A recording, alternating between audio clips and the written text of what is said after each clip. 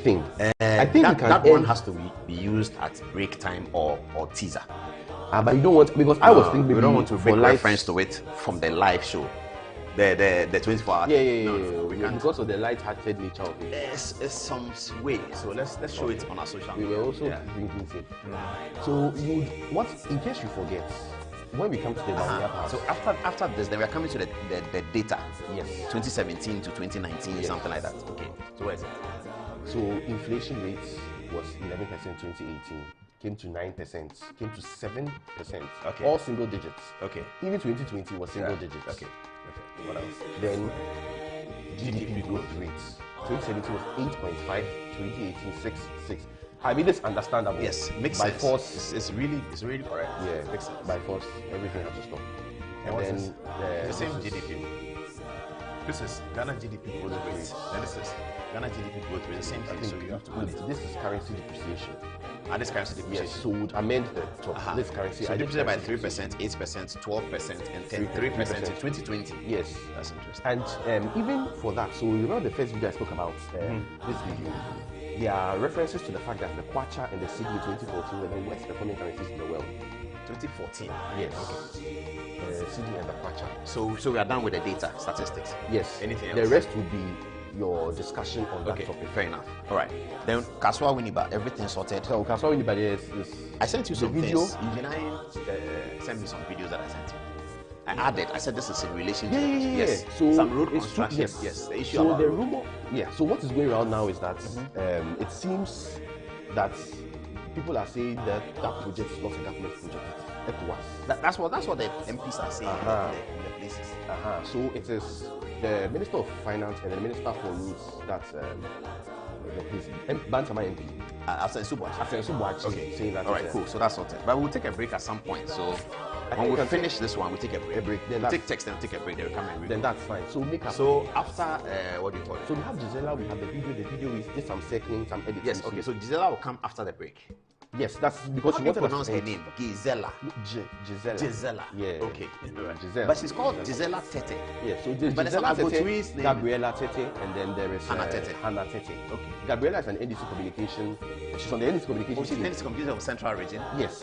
She's come here in 2020 when we were upstairs. She used to come to Good Evening Ghana. Yes, Gabriela. No, but her sister sort of works here. There are three. Where's Terry? Her sister works here. I've had conversations with her downstairs. She works with the news people, their younger sister. Oh, okay. Then in case we want something to fill in, we have the chief who was saying that if he supports global track, we can use 24-hour economy. That one can go. That one can go as part of our. When we finish about me, I think. Okay. I was thinking it's just something. Where's my boy? The boy. There's a 2 million. 2 million, as in 2 million education, the Kofodia station boy. You've educated 2 million people free. That one. Yeah. That one is now in Nigeria. This book has been published. Yeah. The president Ghana never wanted. Yes. It's been published. Yeah. Are you sure? Well, they are currently preparatory works. It's not formally launched yet. We have to say it well. If it's been published, we say it's been published. If it has not been published, we say that. Yes. So ask him. But he's coming. So yes, he's here. Okay. All right. Make up. Please come. We have to get the hard copy for aesthetics purposes. Yeah. Okay. Let me take my jacket. So I'm going to the back. Okay. All right. See you.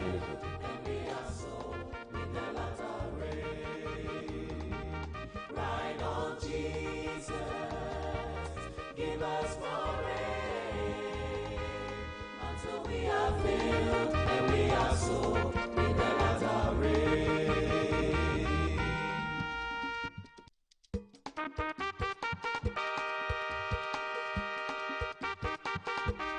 It is raining all around me.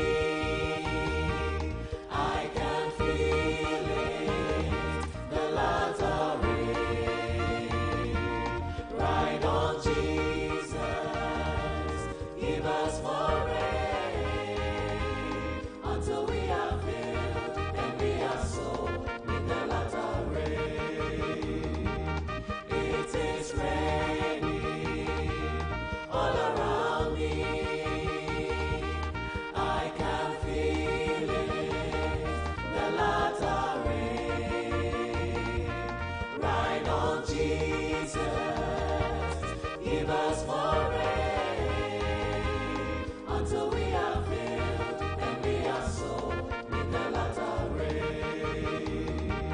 Ride on Jesus, give us more rain, until we are filled and we are sold with the latter rain.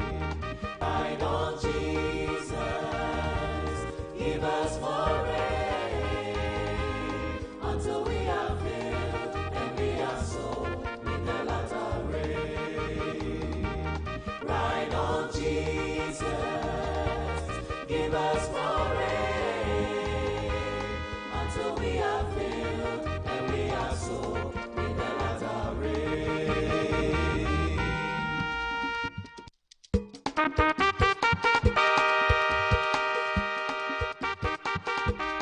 It is raining all around me. I can feel it, the latter rain. Ride on Jesus, give us more rain, until we are filled and we are sold with the latter rain. It is raining all around me. I can feel it, the latter rain. Ride on Jesus, give us more rain, until we are filled and we are sold with the latter rain. Ride on Jesus, give us more rain, until we are filled and we are sold with the latter rain. Ride on Jesus, give us more rain, until we are filled and we are sold with the latter rain. I hope you enjoyed the behind the scenes. A few people calling me, asking me whether which camera is there? Okay, it's already gone here. I think it's here now. People calling me and asking me whether they are to see the things that we are watching. Okay, we just wanted to give you some insight into how we get ready for the program in the last minutes. Also, because we're running late and we didn't want to keep you waiting. We wanted you to be part of what we're doing, which is making us late. We're sorry about that. But now we're here and we're ready to deliver. We have so much to tell you tonight. Now, tonight we're doing one of those exclusive editorials because I'm looking into the on the political landscape, and I'm seeing that there's something that we need to deal with. Tonight, as you saw from the flyer, we're dealing with we are criticizing the dirty tricks campaign that seems to be rearing its head up in this campaign already as we get into the home stretch from September, which is where we are. Good evening. Welcome to September. How many days more to go for election? 100, 102? We should start putting it on the bottom right of our screen. 100 days to go, 90 days to go, 80 days to go, 65 days to go, 43 days to go, 10 days to go. We have been here before, haven't we? It's so exciting when you're a journalist, political journalist, and it's election time and it's election season. We've seen it many, many times. And sorry, let me take off my... We've seen it many, many times. I need to say something about this, my earpiece. So during the Baumia press conference, you can see clearly, during the Baumia press conference, some people text him as well as wearing an earring. It's not an earring. It just happens to be a reddish earpiece, and the bottom is white. So when I'm far away from you, sometimes it appears like an earring. It's not an earring. But grateful to those who are concerned about it and wanting to know whether I'm wearing an earring on the right. When you wear an earring on the right here, it actually means something. Okay. All right. Let's get on with it. So tonight, we're going to get into Dirty Tricks campaign. Why is the NPP, or are they not, calling the NDC flag bearer names that they shouldn't be calling? And why is the NDC calling the NPP flag bearer names that they shouldn't be calling? What is it about all of these things? We're going to deal with Dirty Tricks campaign, and we're taking you all the way back to 1972, is it? In American politics, Richard Nixon, one of the famous American presidents, Nixon's ratings was at an all-time high when Watergate broke. What was Watergate about? It was about Dirty Tricks campaign. That's Richard Nixon, one of my favorite American politicians. The man who lost the election to John F. Kennedy, the very famous. I don't think America has had a more famous election than the 1961. Maybe the Barack Obama 2008 will compete. But before Barack Obama's 2008, Richard Nixon versus John Kennedy in 1960 was a big deal. How do I know? Because I wasn't born. I read it. I just read it. And I've seen documentaries and videos. Anytime I see a documentary about Nixon, I read it. And I read a book that Nixon wrote himself. And in that book, forgive me, I'm digressing. I'll just come back in a minute. In the book that Nixon wrote, the part that fascinated me is where he went to visit Winston Churchill on his sick bed in England. And he told Winston Churchill about what was happening in Ghana. And that's why I was attracted to that chapter. And they discussed Kwame Nkrumah, and they discussed what Ghana was going to be, and they discussed what Nkrumah was going to achieve. And I was very sorry to read, and regrettably, that Churchill's predictions about what Ghana was going to be, lying on his sick bed in a conversation with Richard Nixon, happened exactly as Churchill had said. What did Churchill say? I won't tell you today. I'll bring the book to the studio. I'll show it to you on a touch screen. What Churchill said about how Ghana was going to turn up. Because Nixon was in Ghana for the independence celebration. In 1957, he was vice president of America. He was in Ghana. So he took a personal interest in Ghana and was following the development of the Osage-Afo. And so he knows that independence was won from England. Churchill had just left prime ministerial position when independence was won. So he's asking Churchill that your baby in Africa, Ghana, do you know what's happening? And then Churchill said a few things. Everything Churchill said appeared to have happened, regrettably. Anyway, that's a story for another day. So we are looking at Dirty Tricks Department today. And then also, there's a story from Gomoa that we need to talk about. Gizella, the member of parliament for the area, did something serious yesterday during a festival of the chiefs and people where the vice president had been invited. Gizella, as MP, had spoken, and then the vice president was speaking, and in the middle of the vice president's speech, she decided to create a scene by walking out with her chanting supporters, disturbing the event, and we think we should condemn that. I mean, it's election time, but there is a vice president. In 2016, John Mahama was president of Ghana. He was president of Ghana. If we want to build a society and build a nation, we need to respect these officers. He's a vice president, and you don't like him or you don't like his politics, it's okay. Once he's vice president, he's there, he speaks, you spoke, he speaks, and then you can go away and tell the media that everything he said was hogwash. Everything he said was empty. Everything he said was promise and fail. Everything he said was something. But you cannot, whilst the vice president of Ghana is speaking, as a member of parliament, demonstrate such rudeness, recalcitrant behavior. It's only symptomatic of people who may not have been brought up well, I'm sorry to say. You can't do that. You can't do that. And we're going to call her name out tonight and deal with it. No member of parliament should do that in this campaign. Whether it's NDC or it's NPP, you cannot do that. John Dramani Mahama is former president of Ghana. And so if John Dramani Mahama is speaking at a function, an MP should not decide that I'm MPP, I don't like John Dramani Mahama, so you walk out with your supporters chanting. You can wait for him to finish, and then you can tell the media that everything His Excellency, the former president said was hogwash. Everything the former president was empty. You know the former president has no promise for you. You know he has nothing to give, but you don't walk out on the former president when he's speaking, or the vice president, or the sitting president, or the chief justice. These are people who represent institutions that belong to us. They are not representing themselves. They are representing institutions that belong to us. Muhammadu Bawumia is campaigning for president. You can decide not to vote for him. You may decide to vote for him. But as long as he's vice president until 6th January 2026, you need to accord him that respect. Because if you accord him that respect, you are according that respect to yourself, to me, to others, to everyone. You are not according the respect to the person of Muhammadu Bawumia. You are according the respect to the office of the vice president of Ghana. And I thought that a member of parliament, Gizella, with such pedigree, your sister is foreign minister before, and you understand protocol. Far from that, you understand protocol. Your sister has been foreign minister. Your sister has been trade. I don't think Hannah Tete will do that, because recently, during an African Union event here, Hannah Tete was very, very charitable to Akufo-Addo as president of Ghana. Hannah Tete is a bona fide NDC lady. She was NDC minister. She was NDC member of parliament. She is not NPP. But she spoke very nicely about Akufo-Addo at the conference, and Akufo-Addo reciprocated the gesture. When Kufuor was president, he signed up for Ambassador Ecospio Gabra to become the head of Commonwealth CTO, Commonwealth Telecoms Organization. President Kufuor signed up for Madame Betty Modudrisu to become the head of Legal Secretariat in London, Commonwealth, because that is a position for Ghana.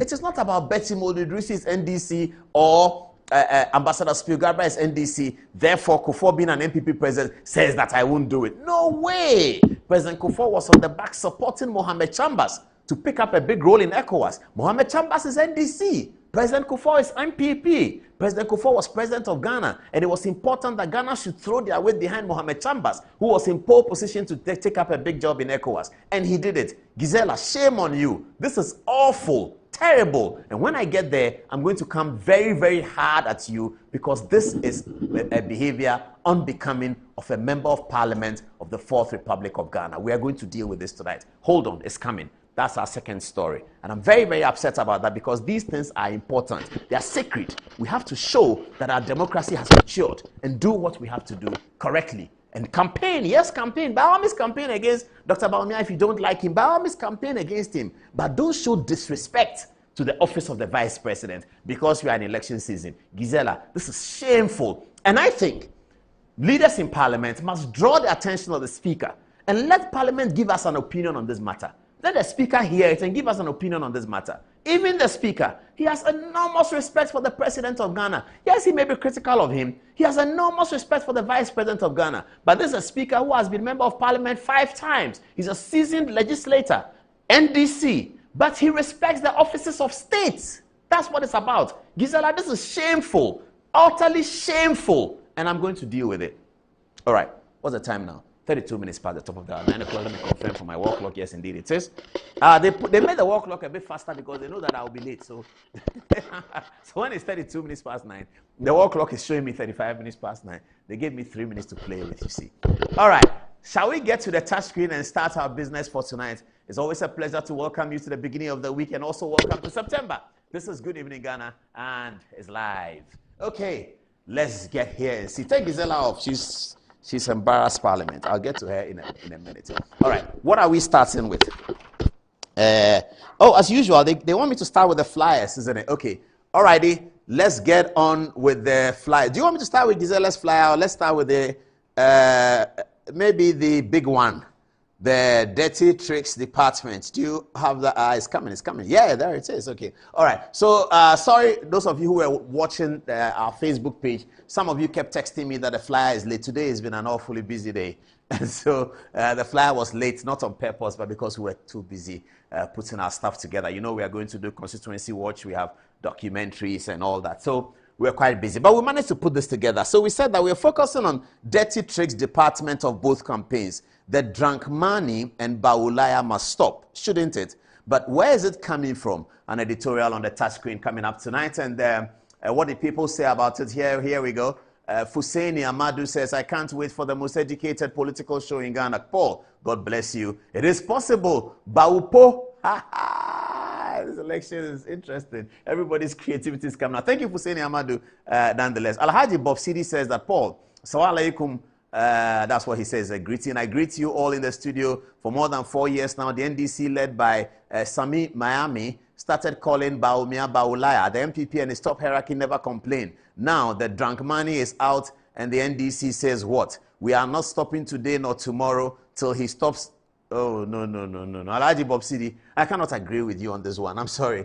But we cannot be calling presidential candidates names like drunk money, Bawulaya. It doesn't work. Let's focus on the campaign and deal with the campaign. And I get very worried when it's coming from senior people. It's not great. And today I'm going to reveal to you that I spoke to Atacha personally. Whether he said that or he didn't say that. I spoke to Miracles Abwaje personally. Whether he said that or he didn't say that, I'll tell you what they told me. And then we can deal with it. King Edislave Bao says that let's not sound as if both sides are guilty and go ahead to call for a ceasefire. One certainly might have started the name calling, which attracted a response from another. We must name and shame the originators of this name-calling enterprise before advising the parties involved to stop this backward behavior. Okay, King Edislave, tell me who started it. Alhaji Bob Sidi suggested that it was started by the NDC. Who said Bawulaya? I don't know who started it. I don't even worry about who started it. I think that it's a canker that we must deal with, and we're going to deal with it tonight, isn't it? All right. King Yusuf Kimusa says, I hope you are going to speak on the facts of the matter and not come and say Bawumia's camp only started insulting because Mahama's camp started it. The NPP has tagged Mahama as, I won't repeat it, an incompetent since 2016. Okay, no problem. I'll deal with it. Don't worry. You wait and see how I deal with it, Yusuf. You will know that we have been professional about it, as we always have been. John Dramani Mahama comments sometimes seems like a person who is been talking, no, I can't say that as well. Aliko Carlos not here. Emmanuel Nanakwesi Mensah says, it's unfortunate that our people continue to engage in politics through insults. We need to focus on issues that will help prosper this country and stop resorting to personal attacks. Thank you very much, Emmanuel. I'm with you tonight. Let's see, what other flyer did we have? We had Adenta Kumi has attempted the book. He says, the president Ghana never wanted. And tonight he's in the studio to share with us why he says the president Ghana never wanted. Enoch Asante says, if your game were fair, you would have interviewed both Manasseh and this guy. Every man got a price indeed. I watch you do damage control and I ask myself, how much was this guy offered? Your program was very insightful until recent times when your belly was more important than your pride. Enoch Asante, don't worry. It's not by force to watch our program. If you think the program is belly, stomach, whatever, don't watch it. Why are you watching it? Don't watch it. If you are watching it for the information, tell us that you come for the information. So we should give you the information between 9:15 and 9:30 and you go away.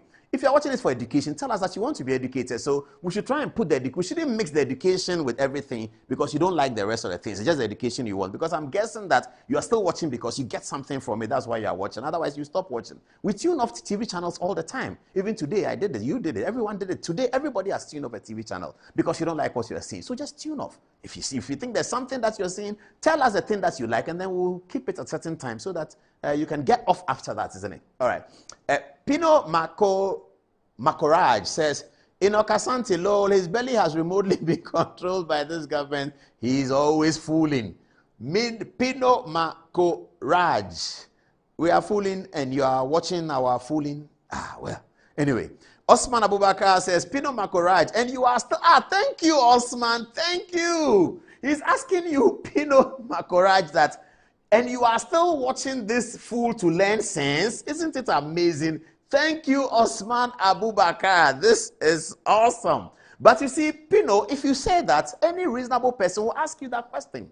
If you complain about something and you are watching and spending your data to type, somebody is going to ask you this question. A 4-year-old is going to embarrass you by asking you that, but why are you watching? Just, if your son is there and you are shouting, if I don't want it, he's fooling, and there's but he's like, Daddy, why are you watching? Just tune off.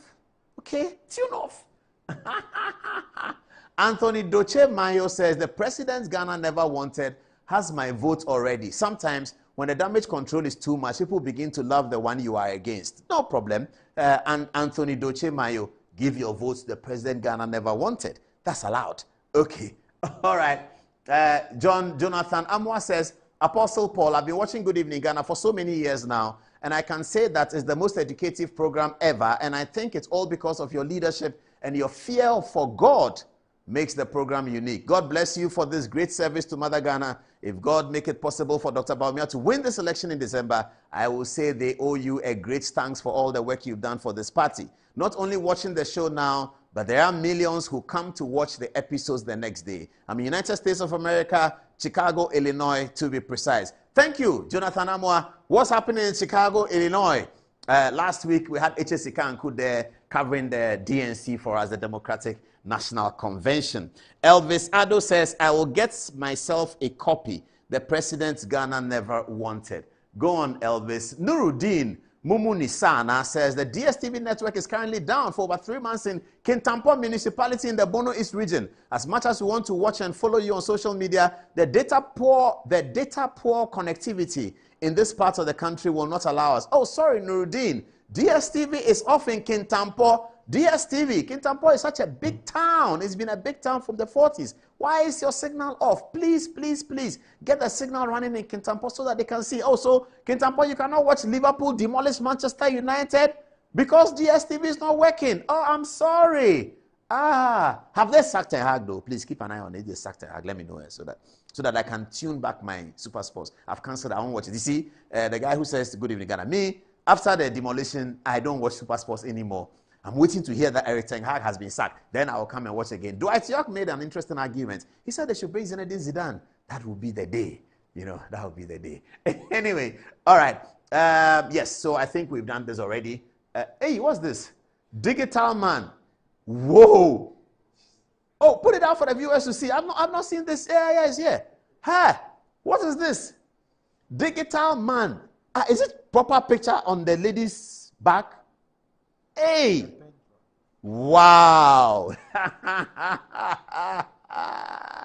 The politics is getting very, very, very interesting, isn't it? It's getting super interesting. Okay. There's a pastor who has published something very serious. Very, very interesting. I like this photograph. We'll put it on our Facebook page. I could get a photo, design it tomorrow morning, put on our Facebook page, the digital man at the back of somebody. Digital man. Yeah. Let's do the pastor before we come to the campaign photographs. You know, it's on Modern Ghana. It's being reported on Modern Ghana. It's quite bizarre. I'd like you to share with you. People have been sending it to me. They're going to bring it now. Yeah. Is that his name? Election 2024. A flag bearer will be shot and the nation will be thrown into turmoil. Prophet Eric. Oh, may the Lord have mercy on us. And may this never happen. Oh, by the power of the resurrection, may safety be the portion of all flag bearers for the 2024 election in Ghana. This is very, very bizarre. According to a report by Modern Ghana, the story says, on Monday, September 2nd, 2024, Prophet Eric Boahene Uche, leader of Creators House Chapel, has warned of potential violence and disruption in Ghana's upcoming 7th December elections. The prophet claims that a flag bearer may, okay, we thank God for that, a flag bearer may be shot, leading to the postponement of the electoral process. During a recent sermon, Prophet Uche declared, something terrible will happen, and it will cause the election to be postponed. A flag bearer will be shot, and the nation will be thrown into turmoil. He drew parallels between his prediction and recent events in the United States, suggesting a similar incident would occur in Ghana. The assassination attempts in the United States, if we don't pray, this is him talking, one of our flag bearers will be shot. Did he mean shot dead or what? Prophet Boahene stated, whatever it is, we cancel it in the name of the Lord. This alarming prophecy comes as political parties intensify their campaign, raising concerns about the safety of presidential candidates. In addition to the election prediction, Prophet Uche also foresaw the emergence of a new disease. Hey, prophet. Another disease will come like coronavirus, and the sickness will kill a lot of people. He warned. We also cancel that in the authority of the resurrection. He urged the public to remain vigilant and take precautions against this potential health crisis. The prophet's predictions have sparked mixed reactions among Ghanaians. While some dismiss his prophecies as fear-mongering, others are calling on authorities to implement preventive measures and increase security for all candidates. It's worth noting that Prophet Uche has made accurate predictions in the past. Accurate? They didn't say any of them. In 2023, okay, here it is. 2023, he warned of a total blackout in Ghana for 2024, which came to pass March 14, 2024, and the country experienced unexpected internet outage. What's that? As tensions rise ahead of the December elections, many are left wondering about the potential implications of these prophecies, whether they come to fruition or not. The warnings have undoubtedly added an element of unease to the already charged political atmosphere. Okay. We cancel it in the name of the Lord. Amen. Okay. Let's get to some campaign photographs and then see some action. Okay, so this is from Kaswa. How are Yakubu Tuaso? As for how are they, I'm going to Kaswa to support her. Charlie, I'm going there to just deal with it. How is my man? No, how is my man? Big time. I'm going to Kaswa to support her. I believe that she will be re-elected. Okay, that's Dr. Baumia in Kaswa with Hawa Kumsin receiving cheers from the MPP faithfuls. It's going to be a very, very big campaign over there. That's Mahamadou Baumia addressing the audience with Hawa Kumsin flying high. I like Hawa Kumsin's shade, so it's black with white around it.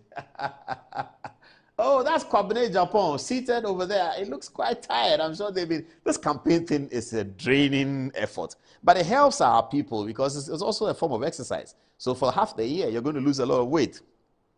Kwabene Japan, one of the big stalwarts of the MPP, adding a lot of touch, color, and experience to Dr. Baumia's campaign. And Anthony Abe Fakabu, as usual, being the MC for the event. Hey, Hawa Kumsin with arms raised over there. Alhaji Baumia seems to be really enjoying the moment, looking at the people and looking at the way they're looking at him. He is really enjoying the moment. Hawa Kumsin, the close-up, addressing them. I'm sure she was speaking in Fanti in the Kaswa place. That's going to be a major contest there. It's widely expected that Hawa Kumsin will prevail in that constituency again for the MPP. That's the bus.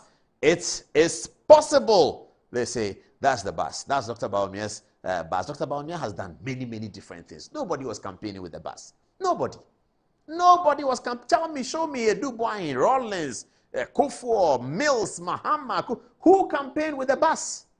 Nobody. That's how Akumsin emerging out of the bus. That's Muhammadu Bawumia coming out of the bus. And tell me that Dr. Bawumia has not added novelty to our political campaign. Show me that he hasn't. This bus campaign, we used to see it in America with Reagan, with Dukakis, with Bush. That's where we used to see this bus campaign. Muhammadu Bawumia has brought it to Ghana, and now, from now onwards, every election, I bet you, the presidential candidates will campaign in a bus. God bless Alhaji Muhammadu Bawumia. Okay, so that continues with the photographs over here. Let's run through quickly. One of the important MPP people standing on the stage looking good. This guy, is he a photographer? What's he doing? I like the guy, man. This campaign is a serious one. Dr. Bawumia speaking to people in another rally still in the central region around the Kasua area where Hawa Kumsin is the incumbent member of parliament. Hawa Kumsin is also the minister for fisheries. And she seems to be doing a fantastic job there. The Jamestown London beach site has been done. The one in Amahia has been done. And the fishermen, fisherfolk, fisherwomen are benefiting from the efforts and the vision of the Akufo-Addo government to create London beaches. Why must it take so long in Ghana for London beaches to be created? Why have we had democracy since 1992 and no president has thought about creating London beaches for our fisherfolk? Why must it come to 2016, Akufo-Addo and Dr. Bawumia to do it? Why do we have these things happening? Because of the leadership. Leadership. Okay. I'm waiting for the NDC photographs to start rolling because I'm going to talk about them as well today. Okay. Yes. John Dramani Mahama, former president of Ghana.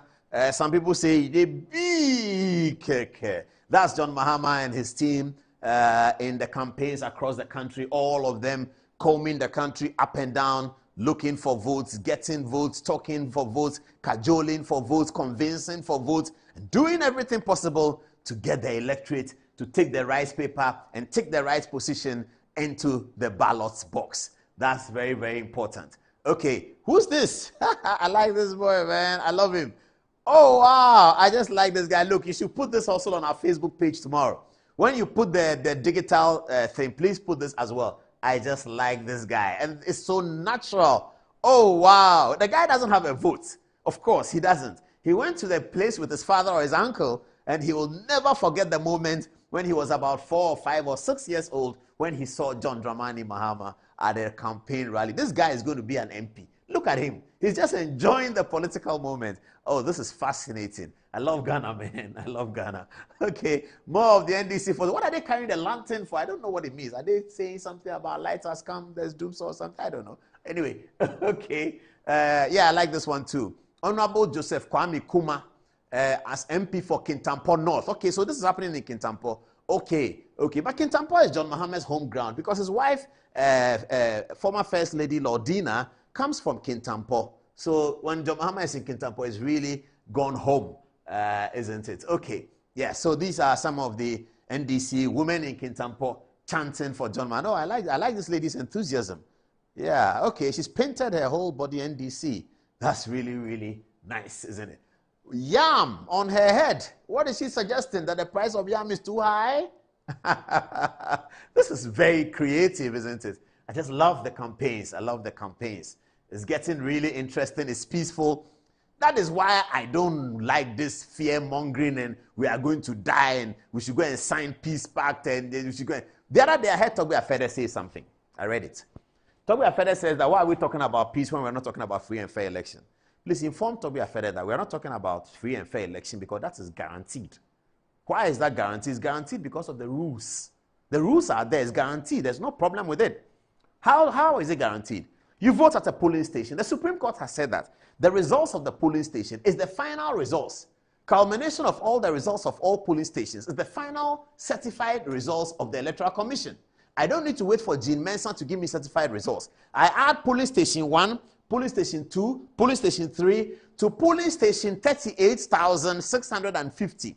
if I can get people to add all that for me at 11 p.m. on voting day, that results that I have is the official certified results. The only drawback on that would be that my calculation is wrong. That's all. If my calculation is wrong, then it's wrong.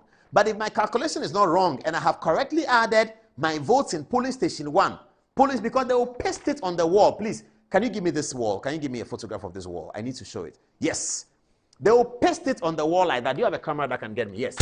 They will paste it on the wall like this. The voting, when we finish at the polling station, they will paste it on the wall like this. And they will write, Paul Adumoshi, 735. Manasseh Azuri, 2. Suleiman Brahma, 0. Kwame Kakai, 6. They will put it there. They will write it and put it there.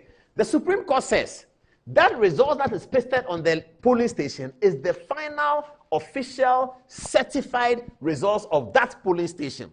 The addition of all the 38,000 polling stations in Ghana then becomes the official certified results of the presidential election. What else do you want?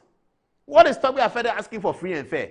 There's nothing to be free and fair about. These are the rules. So if you are a political party, calculate your 38,000 polling stations at 11 p.m. because by 11 p.m. on 7th December, every polling station would have finished counting. C'est bon? Oui, c'est bon. Très bien. Every polling station would have finished counting its results by 11 p.m.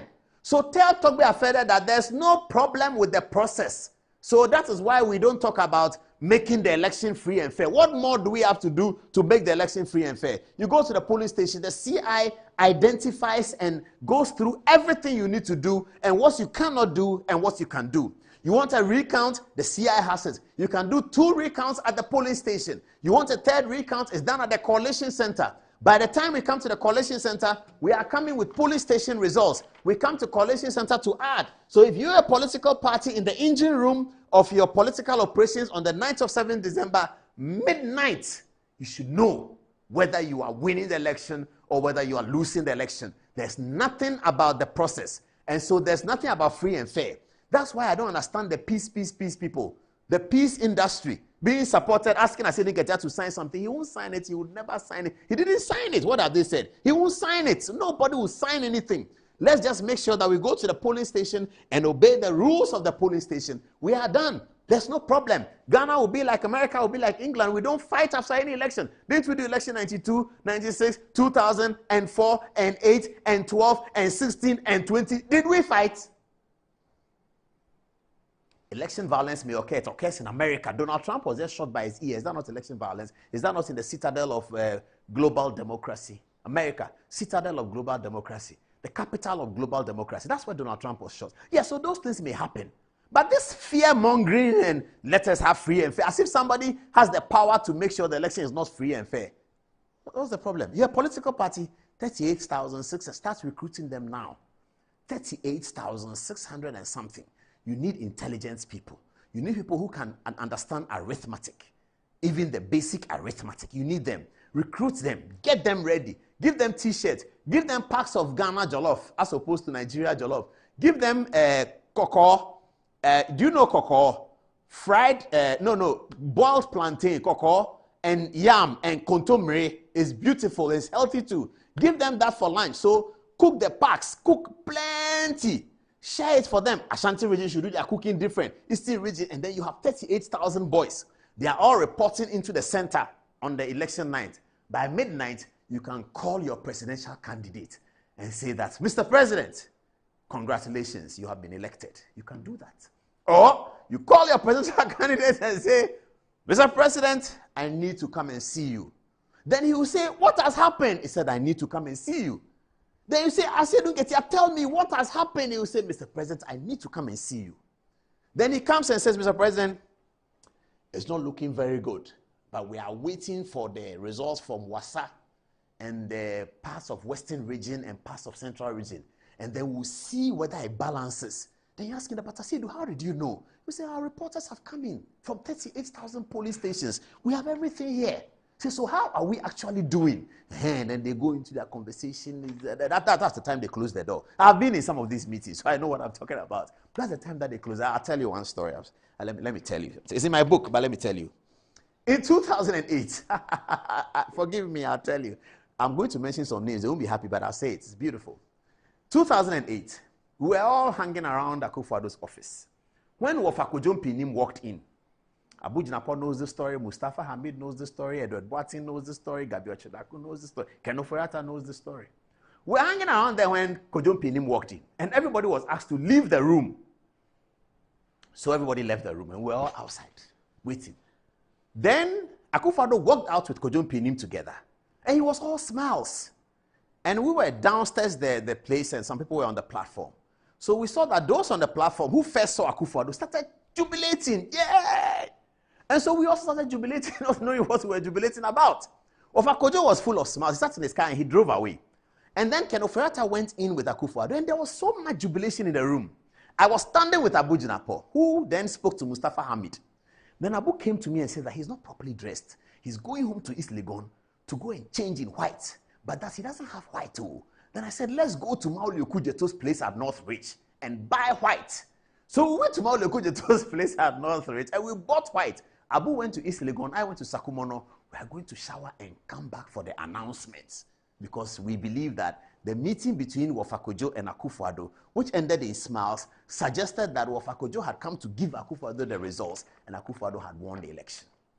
Okay, so an hour later, I called Abu to find out whether he was ready because I was ready. When I called him, his tone had changed. And I said, Abu, what's happening? He said, I called Hamido. And I'm bisa and say, yeah, later now, I said, Abu de jai de ye be an bra. And Abu became, jai de me be an bra saying. So Abu called me that, what have I heard? Then, incidentally, I spoke to him just 10 minutes ago, so I remember him. Then I called Victor Smith. He was in the Electoral Commission. I left him there. He was in the strong room place. I left him there, came down. Akufo-Addo's office was just across Electoral Commission. So I was talking to Victor Smith and Tony Edu when they were teasing each other. When I descended the steps and then I came to see Akufo-Addo and I saw all the people. So I called Victor Smith. And when I called him, there was a lot of excitement at the back of his phone. He said, yes, Paul, I can hear you. Talk. I said, but where are you? He said, I'm in Cuckoo Hill. I said, but what is happening? He said, the election has gone into a second round. I said, are you sure? He said, oh, yes. You think your man can win? We can never win. We have won the parliament. The election has gone into a second round. I said, wow. I put on my phone. I called Abu. I said, look, I just spoke to Victor Smith. He says the election is going into a second round. Then he said, Sana Mesomate. We came back to Akufo-Addo's office. Now the atmosphere was completely different. So that's the end of the story. A lot more is in the book. Catch it. So this is what is going to happen on voting day. People are going to call people and say that did that, and say that. I remember in 2020, I was here when my phone started ringing. So I stepped out and I picked the phone. I don't remember who it was. Somebody like that. He said, Master, where are you? I said, I'm on air. Alex Sebefia is here. We are talking. He said, go to bed. We have it. I said, we have it. He said, oh, we have it. I said, but how? He said, oh, we are doing 600, 700,000. I said, oh, but that's better than we expected. He said, oh, yeah, we have it. I said, are you sure? First one, I said, oh, we have it. We have it. So I came back to the told Abu that the thing is gone. It's finalized. We are done. So I asked him that, can I go ahead and congratulate Akufo? They said, oh, please, hurry up. So I did it. Then I started getting called, say, Charlie, by you, the final results have been. I said, oh, forget it. Why forget it? Because the Supreme Court says, once you can get 38,600 and something polling station results, you are sorted. That is the result. The Electoral Commission cannot say anything different from that results. That is the official certified results of the presidential election. And it is only that result that the returning officer for the presidential election, Jean Mensah, can mention. So let's not be worried about. Somebody will lose, somebody will win. No doubt about it. Somebody is going to be a big loser on December 7th. Somebody is going to be a big winner on December 7th. Nobody is going to sit on the fence except those who are not really interested. No voter is sitting on the fence. We are all either winning or we are all losing. Last thing I'll say about this segment, and I hope that you got this segment. It's really interesting. We can put it together as one. Now, the last thing I'll say about this segment is that In 2020, a friend of mine, I don't want to mention his name now because he works in an important position.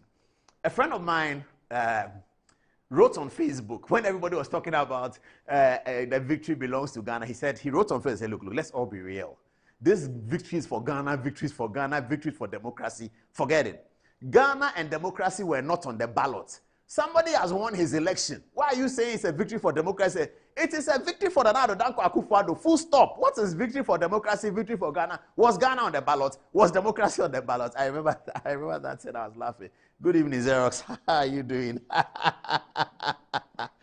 Okay, remember, somebody is going to win. Somebody is going to lose. Nobody is in the middle. There is no draw in political game. There is a winner and a loser. No draw. So, over to you. But hopefully, God will be the winner.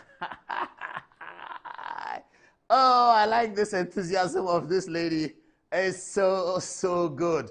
And I like the apparel. I mean, Ghana is such a lovely country. We just need a little bit of money, small, sensible leaders for like 1, 2, 3, 4, 5 election seasons. We get very sensible leaders. If we had them from a long time, would have been far. We just need some sensible leadership, proper thinking, leaders who are thinking proper for 1, the 2nd, the 3rd, the 4th, the 5th, the 6th, something like that. Oh, we are like America. Look at the people, because our power is in our people. Ghanaian people. Look at here. Look at our people. Look at how they do their politics. Just as I came into the studio, I was speaking to Victor Smith. He's NDC. He called me. He said, Masa, I said, Abankovi, I've been asking you for an interview for 2 years. You don't want to give it to me. He said, when I come to your studio, there will be fireworks. And I said, but what are you doing? He said, I'm in Eastern region. I said, so you are dealing with Brian Achampong. He said, oh, you're Brian Achampong. I will finish him off. And we had a nice conversation. He's going to vote for John Dramani Mahama in the NDC. But we spoke nicely. Look at the people. I mean, we just need sensible. This lantern thing, somebody must explain to me. Oh, please, ask Sami Jenfi that the lantern that they were holding at the Kintampo place, what is it about? I need to understand it, because I see something like charcoal in the lantern. I'm not sure. But it looks like an interesting campaign. Oh, wow. This is so colorful. This is so colorful. Oh, this is interesting. Oh, that's an apron. John Dramani Mahamad's apron. Hey, look, this is nice. Oh, what gesture is that? Oh, I mean, this is really colorful. Oh, that's the last one. Good is the last one. Okay. They are telling me that I spent too much time on this one. Now, I go to my first super story tonight.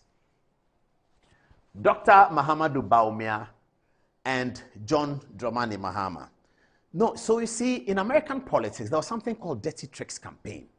And they had Richard Nixon. Richard Nixon was paid the biggest price for engaging in so-called Dirty Tricks campaign. This is the building called Watergate, where Mr. Nixon in the early 70s, I said 71, but somebody just texted me that it could have been 73, so I'm not sure. But it's in the early 70s. This is Watergate. Now, what is Watergate about? Now, Watergate was a place where the Democratic Party held some meetings. And the story is that Nixon, the president, and his people had planted tape recorders inside the place where the Democratic Party were having their meetings, called the Watergate building. And they had received the information of the Democratic Party so that they could sort of realign. It was a spy work that was thought to be immoral, it was thought to be unconscionable, and it was thought to be anti-democratic. As a result of that, Congress took the matter up, and eventually President Nixon resigned from his office, and that's how Gerald Ford became American president, because he was vice president. I salute you, Mr. Nixon. He's one of the greatest politicians of the post-Second World War era in the world. Nixon was a real big brain. He's a real creative person, fantastic politician. He died, but he was a great man. So that's Dirty Tricks Department. When we say Dirty Tricks Department, I'm beginning to feel that the MPP and the NDC are also doing Dirty Tricks Department, and I'll show you why. Let me start with this one. Let's show me the video of Atachian first, and then I'll tell you the conversation I had with Atta and what he told me, how he explained it. Show me the Atachian video. Economies here, Nehojo, Onyansafu Oba, Onyansafu Awanamusa. Oh, Mukasonyami Ashrai, yo, Nyami Ashrai. And I'm a catcher, I'm saying, Ghana, Aya, Benya, Onyansafu Awanamusa. Apologize, I'm continue. Mumpawe, Namupasutro. Obi kasa onyame yeshia yo.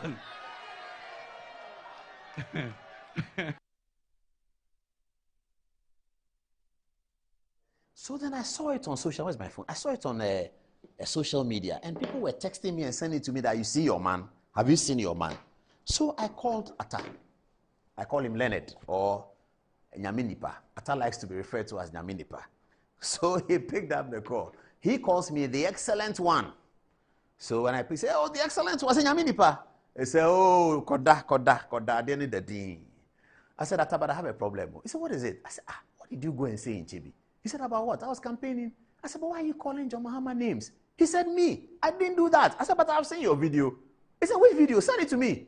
I sent it to him. Then he called me back. He was laughing. He said, Leonard, but what did I say? I didn't accuse John Mahama of anything. I said that our candidate does not do X, Y, Z. And I said, oh, but Atta, if you say that our candidate does not do X, Y, Z, you are indirectly implying that the opponents, because Bawumia has only one opponent in this election. John Mahama has only one opponent in this election. Bawumia doesn't have many opponents. So if you say that our candidate does not do X, Y, Z, then it's presuming that by intelligence analysis, that the other candidate does that. He said, So the argument was getting heated between Atta and I. Jai, sao journalism. Jai. I said, Dr. Dufour is the one who said it. So I said, Dr. Dufour? He said, yes. Now Dr. Dufour can't want it. Dr. Dufour can't. I couldn't see how Dr. Dufour, looking at him, his demeanor, and I know him very well, will say something like that. So I challenged Atta that I don't believe you, Atta. I don't believe this is part of your theatricals you are doing. He said, it's not theatrical. So he was arguing with me on the phone. He said, are you on your phone? I said, yes, I've just sent you something. So I opened it. It was a letter that Dr. Dufour wrote to Johnson Asiedu Ketia, General Secretary as he then was. Have a look at the letter. Please, post the letter. Now, this is a letter written by Kwabena Dufour, and it's written to the General Secretary of the National Democratic Congress, headquarters Accra, 2023. Dear Sir, urgent matters for concern. Now, let's look at the matters Dr. Dufour addressed. He says as follows. We write with felicitations to the national executives, our dear delegates, and to all supporters of our cherished National Democratic Congress. It is a crunch moment, and we cannot take chances. Looking at how desperate the governing New Patriotic Party is to hold on to power. After they have created economic crisis in Ghana due to mismanagement of the economy, they still want to remain in power to create more hardship for Ghanaians. As a party, we find ourselves at crossroads to choose between a candidate who is blemished with scandals and one with a proven economic track record. All around the world, Dr. Dufour continues, the biggest issue is how to tackle the cost of living challenges. Therefore, the December 7, 2004 leadership race in Ghana is all about the economy. Team Dufour wants to bring to the attention of our cherished delegates and party executives that Ghanaians are looking up to the NDC to elect a flag bearer who can roll out policies that can fix the economy within 2 years.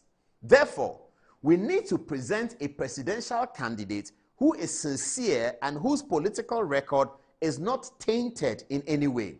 The current economic challenges require that we do not need a flag bearer. Now, this is the critical part. He says, the current economic challenges require that we do not need a flag bearer who has been described as a government official, one, in the Airbus scandal and confirmed as such by the former special prosecutor Martin Amidu. The NDC does not need a flag bearer who will take the party and its structures for granted, like we have seen over the years. The current times in which we are requires that we do not elect a flag bearer with a serious alcohol addiction issues.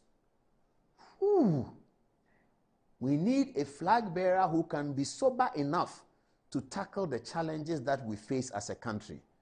It is for the above reasons that blah, blah, blah, blah, blah. So Dr. Dufour said, in the current times in which we are, requires that we do not elect a flag bearer with serious alcohol addiction issues. My goodness. But why? What was Dr. Dufour? What did he mean by that? I mean, when Atta sent it to me, I've never seen this letter before. In fact, this evening I was telling Apreku, my producer, I have never seen this letter before. And he was explaining to me that, I could bring back the letter, that it's an internal memo that may have leaked. So he pointed it out to me. So he was telling me that I should look at the base here. It is received. This is a letter to ND. It's an internal memo that was received. We just blocked out the number of the person who received it so people don't start calling him.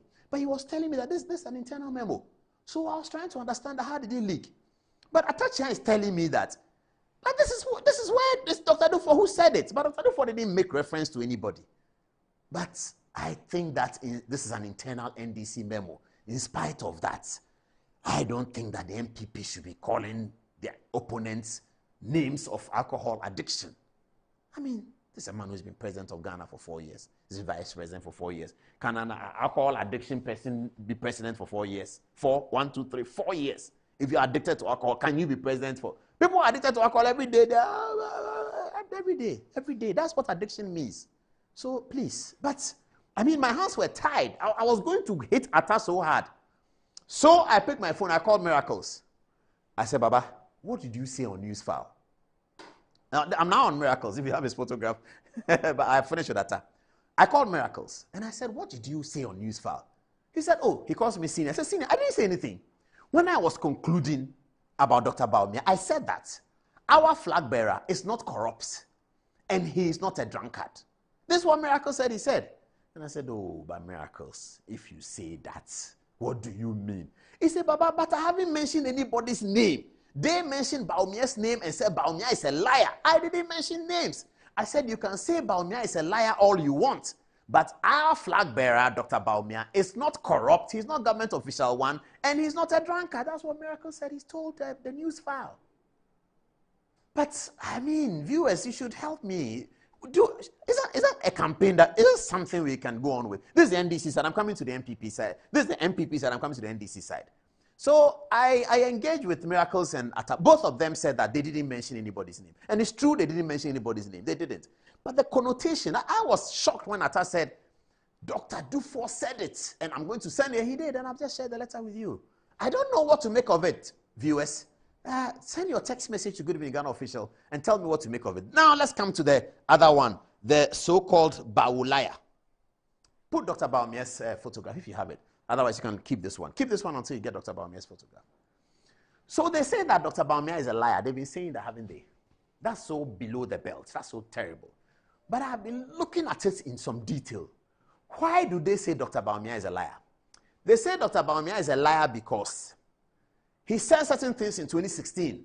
And they claim that the things Dr. Baumia said in 2016, if you look at 2024 or 2023, those things haven't happened. And I don't understand that comparison.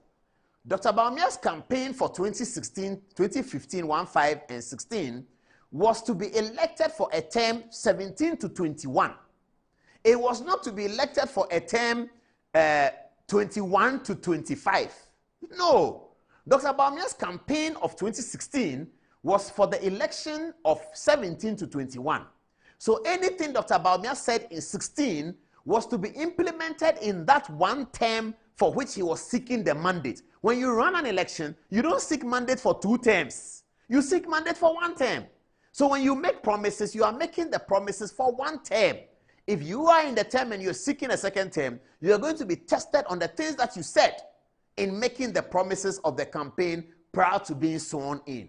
That's what it is, Abi. That's what it is. Nothing more, nothing less. If I ran a campaign in 1980 and I'm running for election January 81 to 85 January, you don't, and I win that election and I come again and I start from 85 January to 1989 January. You don't come and take the things I said in the campaign prior to the 2nd term to mark me in the 2nd term, especially in this kind of 2nd term that Akufo-Addo has had, that no country in the world can show any improvement in any economic indicators. 0. So let's take it one by one. We're going to show you the videos of what Dr. Baumia said in 2016. And we're going to point out to you that Dr. Baumia is not a liar. That everything he said in 2016, he was able to achieve it in 17, 18, 19, and 20. We'll show you the data. That was for 2016's campaign. The NDC now picked 2016's campaign, juxtapose what Dr. Baumia said in 2016 to the indicators of 2022 and say that he's a liar. That's totally dishonest. And it's a bad campaign. evaluate Dr. Bawumia in 2023 on the things he said in 2020's campaign, because he was re-elected.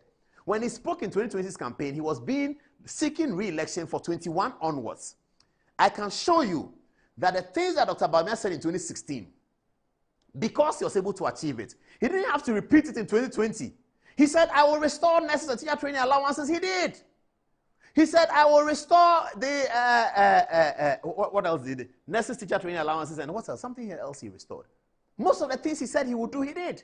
He said, I'll bring inflation down, he did. He said, I'll lock the currency key and give it to the IGP. He did. The currency was under complete control, 17, 18, 19, and 20.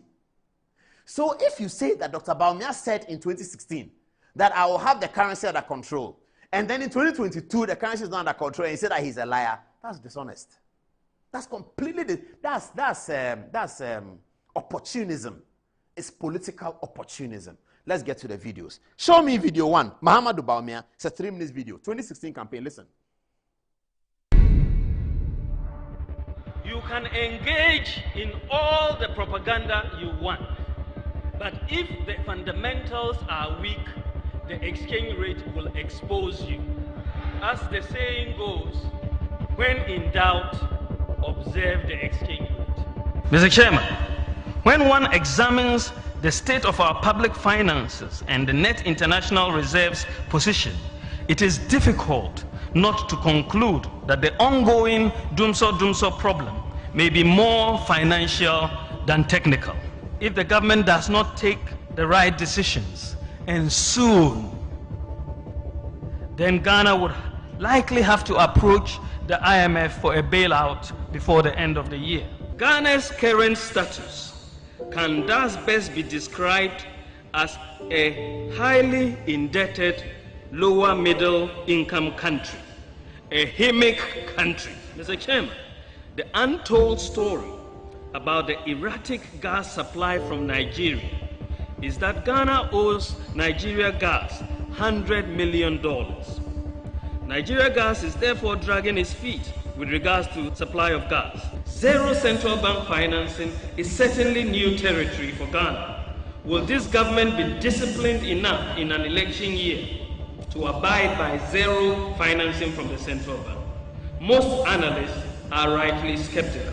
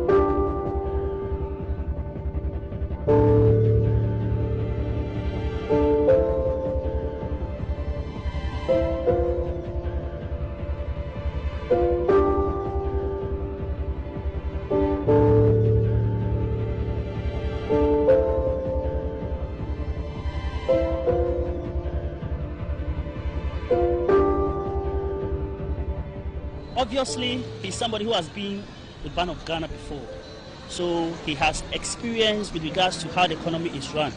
Masa Ghana for your padepa, Bawumia yes Ghana hama Zimbabwe for crab fan.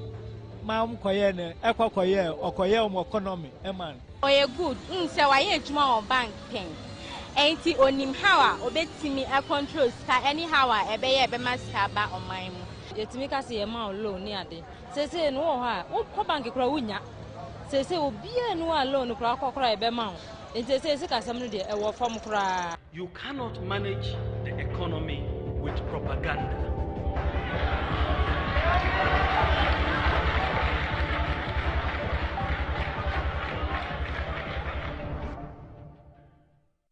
That was Mahamudu Bawumia campaigning for the 2016 election.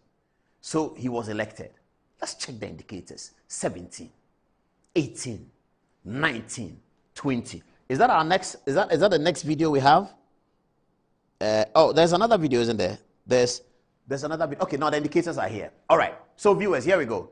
So here are the inflation rates. Maybe you should have had 2016 on there so that it will make more sense. But we know the 2016 inflation rate. You can Google it, viewers. Google 2016 inflation rate and let me know. So this is 2017. The rate of inflation is 11 in 2017 when the government took over. Okay. We can say that part of it is NDC's work in 2016. So let's leave that. 18. Single-digit inflation is what Dr. Bawumia promised in the 2016 campaign. There it is in 2018. Shining. 2019, 7. Has Ghana's inflation gone below 7 before in our life? Show me. Show me. When Ghana's inflation went below 7 in our life, after 2019, 7. Show me when it went to 7. This is what Dr. Bawumia promised in 2016 and he delivered it. Don't come and tell me 2023. Dr. Bawumia promised in 2016 that the 4-year mandate that you give me, this is what I will do. This is what he did. These are the figures, not 2023 and 2022. 2023 and 2022. Show me one country in the world, one, only one of the 192 countries in the world. Show me one whose inflation was better. America is fighting a 40-year high inflation. The United Kingdom is fighting a 35-year high inflation. Japan is fighting a 20-year high inflation. China is fighting inflation. What are you talking about? What kind of dishonesty is this?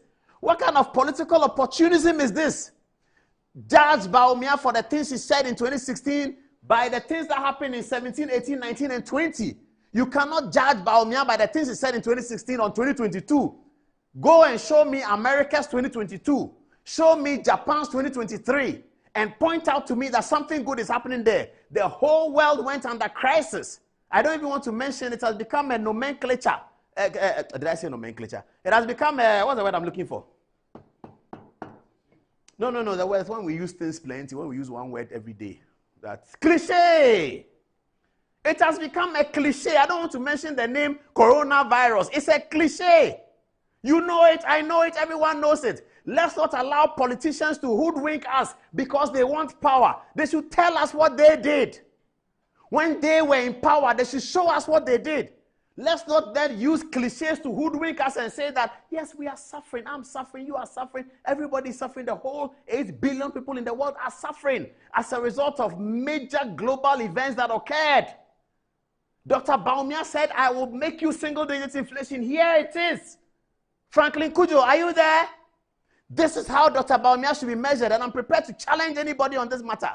I've said it many, many times. The NDC runs away when I say it. They should come forward, NDC. Show me that Dr. Bawumia is a liar. Show me. How is he a liar? He told you in 2016 that our chiefs, this is it.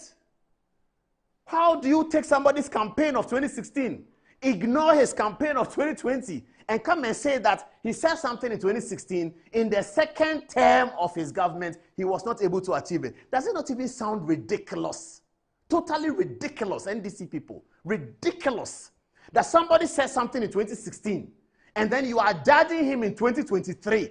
You dishonestly shut your eyes to 2018, 19, and 20, and come to 2023. That's why Dr. Bawumia stood at moving pick and beat his chest and said, I have achieved 80% of the things that I said. Show me that video. Give me that video.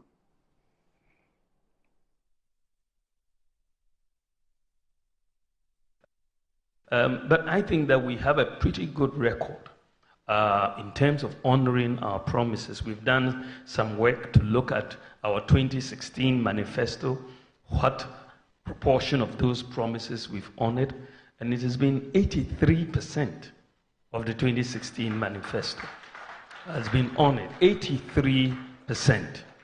And then when you look at the 2020 manifesto, 2020, even in the midst of all these crises, we are fulfilling, or we've fulfilled 80% of our 2020 manifesto. My opponent in his 2012 manifesto, when he became president, he only fulfilled 28%. We've done the numbers. 28% of his 2012 manifesto. 280 promises. He didn't fulfill 203 of the 280 promises. He only fulfilled 28% of his promises. So I think that we have a better record as far as fulfilling promises. And when I put something down, I usually have a good idea how I'm going to get it done. And so that is, I think, something that we are going to look at. 2016 inflation has been reported at 17.5%. 2016, the inflation that John Mahama bequeathed Akufo-Addo's government with was 17.5%. 2017, within few months of Akufo-Addo and Bawumia, they brought it to 11. And when they had full control, it came to 9. When they had better control, it came to 7. In 2020, with the rumors of coronavirus, it rose to 9.89. Where is Dr. Bawumia's lie? Show me, NDC. Show me where Dr. Bawumia's lies. Now, I'm not saying this because I'm against NDC or I'm for MPP. I'm saying this because in the politics of this country, we must have honesty and we must have an intellectual debate and stop this bawulaya when you don't even know what you're talking about. The guy said in 2016 that I will do, he has done it. He didn't campaign in 2016 for 2023. The 2023 mandate was given in 2020. The mandate that Ghanaians gave him in 2016 was fulfilled. Show me, where is the lie?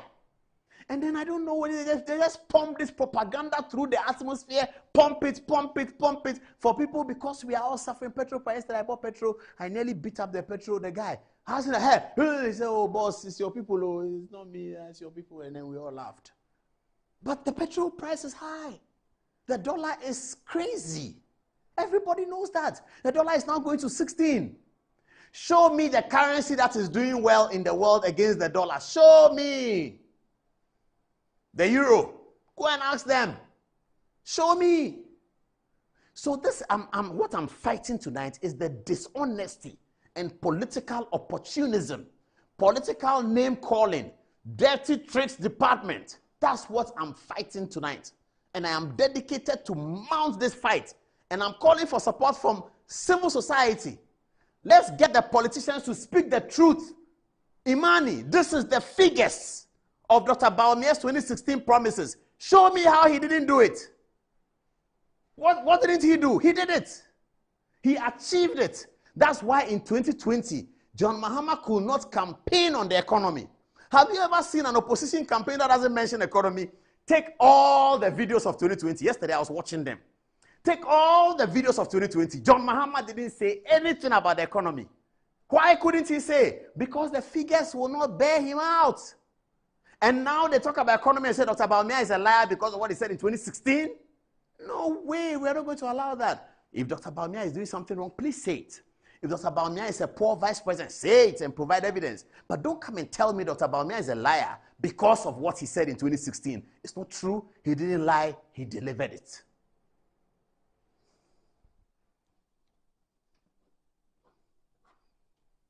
Dr. Bawumia talked about 33 promises that he has achieved. I think I'm done. It's 29 minutes past 10. I have to be wrapping up. I think I'm done. Do you have the video of he saying that he had set up 33 initiatives? 33 initiatives. Are there other figures that I should be looking at? This is inflation. Is there another one? If you have another table, please put it up. Let me just wrap it up quickly and then deal with it on the side. This GDP growth rate.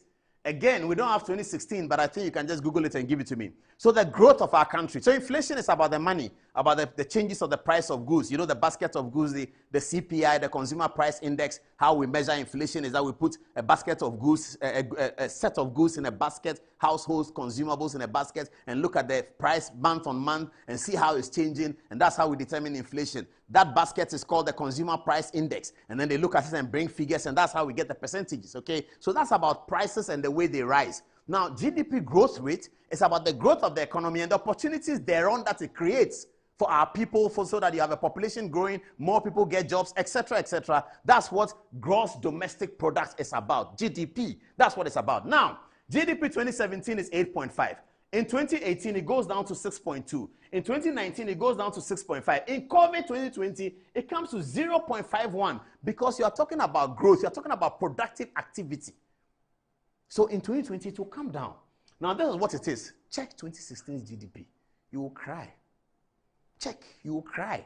And the people who gave us a GDP that warrants tears, the people who gave us GDP that warrants tears, today are telling us that they are better managers of the economy than Muhammadu Bawumia. No way. That's the falsity from hell, and it will never stand. The people who gave us GDP that warrants Ghanaian tears, they are telling us today that they are better managers of the Sami Jemfi. Are you really serious about this? If I were the host of a program and you come on it to be fireworks, because I will deal with it. Nothing to do with politics. It's to do with honesty and truthfulness and intellectual analysis. What are you talking about? You people took GDP, gave us GDP that warrants all of us to cry. And today, you come and tell us that you are better managers of the economy than Mahamadou Bawumia. That's a falsity. It will never happen. It will never stand anywhere in the world. That's wrong, because the figures don't bear it out. You gave us a GDP that makes all of us go to cry. And you tell us that you are better managers of the economy? Sami Jemfi, you and your people are better managers of this Ghanaian economy. 2014, you were better managers of the economy 2014. Today, I saw something bizarre from the IEA. I don't know whether the IEA actually said it or it's NDC people were saying it on the social media. The IEA says that 2023 figures is better than 2014. How do you compare 2014? 15, 16, 17, 18, 19, 20. You compare 2014 to 2023 and say that it is better. Anybody who does that economic analysis is warped economic analysis. Do you know why it's warped? Because as early as Form 3, we were 15 years old. They taught us a principle in economics, in Presec, in every school in Accra. Everybody who studied economics in Form 3. They taught us a principle in economics. I wish I could write. The fundamental underpinning sentence for every economic analysis is this: all things being equal. Sami Jemfi, did you learn economics? Did they tell you that? Economic analysis is underpinned by one sentence: all things being equal. In fact, in other ways, when we go to sixth form, we're learning economics, we call it differently. We said, other things being equal. Because in sixth form, we are advancing in economics, we are learning more. So when you take some, you are doing petroleum analysis. So they say when you are doing petroleum analysis, you write other things being equal. It means that the things must be equal before you can make a comparison. You cannot call the economy of 2020-21 global as equal. So any economic analysis that does that in 2014 is warped. Economic analysis, completely warped and absolutely flawed, because you are ignoring the fundamental denominator in economic analysis: all things being equal, other things being equal. That fundamental principle, all things being equal, that underpins every economic analysis. If you import it into regular economic analysis, you see that Dr. Bawumia is a gem. Let's be serious about our politics. Let's be like United Kingdom. Let's be like America. Let's be serious. You can say anything you want to say about Dr. Bawumia. You can say anything you want to say about John Mahama. But don't say things that are not borne out by the figures. Don't be dishonest. That kind of politics, we have left it behind. That kind of politics is for those who said that they will take the seat to Kumasi, so don't vote for them. We have gone beyond that kind of politics. My goodness. I have to leave it here. I'm sorry. I have to leave it here. What are the people saying on text message? Show me what they are saying. Antoinette, you first. Right. So, still on the story of the Dirty Trade campaign on the political name calling, here's what General L. Coleman has to say. He says it's becoming interesting, however, it is unfortunate and unethical for both parties to use name calling as damage control or weapon of mass destruction, but they must know name calling will not be used as a deciding factor in 2024's election. It is about the track records rather. Now, Cynthia says if you live in a glass house, you actually shouldn't throw stones. Therefore, if you mock Bawumia, we will come for you hard on Mahama. So, tit for tat, that's what Cynthia says. Bernard Dancer says, good evening, Paul. In all honesty, even though I am for NPP, I don't subscribe to politics of mudslinging because it erodes the beauty of the campaign of our flag bearer. Yes, by all means, there should be jovial heckling, but I wish that you desist from that aspect of our politicking on social media and stick only to the issues on which the wise electorate will vote on. Now, David Bisu says, Paul, is it possible for our frontline contenders in the upcoming presidential elections to consider wearing bulletproof vests to avoid what happened in the US? Now, William Denchi says, good night, Paul. I would be surprised if you tell us you do not know who started this name calling. I can actually recall you doing a piece on Sami Jemfi and the Baulaya nonsense. Drunk money is befitting as he thinks. I don't think this is befitting either. Mohammed Yusufu says, Esiedin Ketia actually said Baumia is either a liar, and so Mahama will not debate with Baumia. In fact, all the NDC communicators have once or another time called Baumia a liar because some of the NPP campaign promises has not been fulfilled. Yet, nobody from the NPP asked the NDC to apologize. So this isn't really about only the NPP, but about the NDC as well. Now, Tahiru Abdurrashid says, as a civilized nation, why must we actually reduce our democracy to this low? Politics is about sharing ideas and convincing policies. Gone are the days such lies and derogatory acts win power for a political party. We must always remember that the international community is watching. Sherman, he says, intellectual discourse, logical reasoning, and critical thinking. Samuel Komi says, Dr. Baumia claims he is a driver's mate, which he associates himself with Akufodo's successes and distances himself from his failures. He claims he chairs the committee that conceives the ideal of DRIP, but fails to accept the economic failures. From Justice, he says, Paul, you are doing great. To be issue balanced, do a Galamsey editorial for us and encourage the current government to name and shame those officials involved. From Manikaba, he says, it is possible. Harold Akesi says, Paul, I can't wait for your book. Ifwanyano says, great story. Billy Will says, these pastors will send people to go to make a shooting attempt to prove his fake prophecy. Ignore these fake pastors. Eno says, no matter how hard people work against Gizella Tete, she will be retained. Kofi Possible says, it is only Dr. Baumia that we can trust to protect the free SHS, and not someone who spoke ill of free SHS and even went to the Supreme Court in an attempt to stop the implementation. From Somalia, yes, he says, Apostle Paul, thank you for your weekly education on the happenings in Ghana. You unearth the issues and make things easier for us and the great minds to decipher. Allah bless you. Lastly, from Ellie Bird, he says, I had read in the morning newspapers a report from Africa that Ghana was considering annexing Guinea. I mentioned it to Churchill and asked what he thought about it. Well, I think Ghana has enough to digest without gobbling up Guinea, he growled.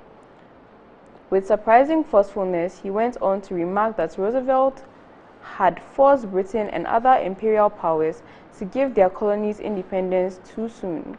These countries, he said, took on responsibilities of government before they were ready to do so, and were worse off than before. In this, he echoed a point he had made as we were driving to the White House, our first meeting 4 years earlier. Over to you, Fatim. Thank you.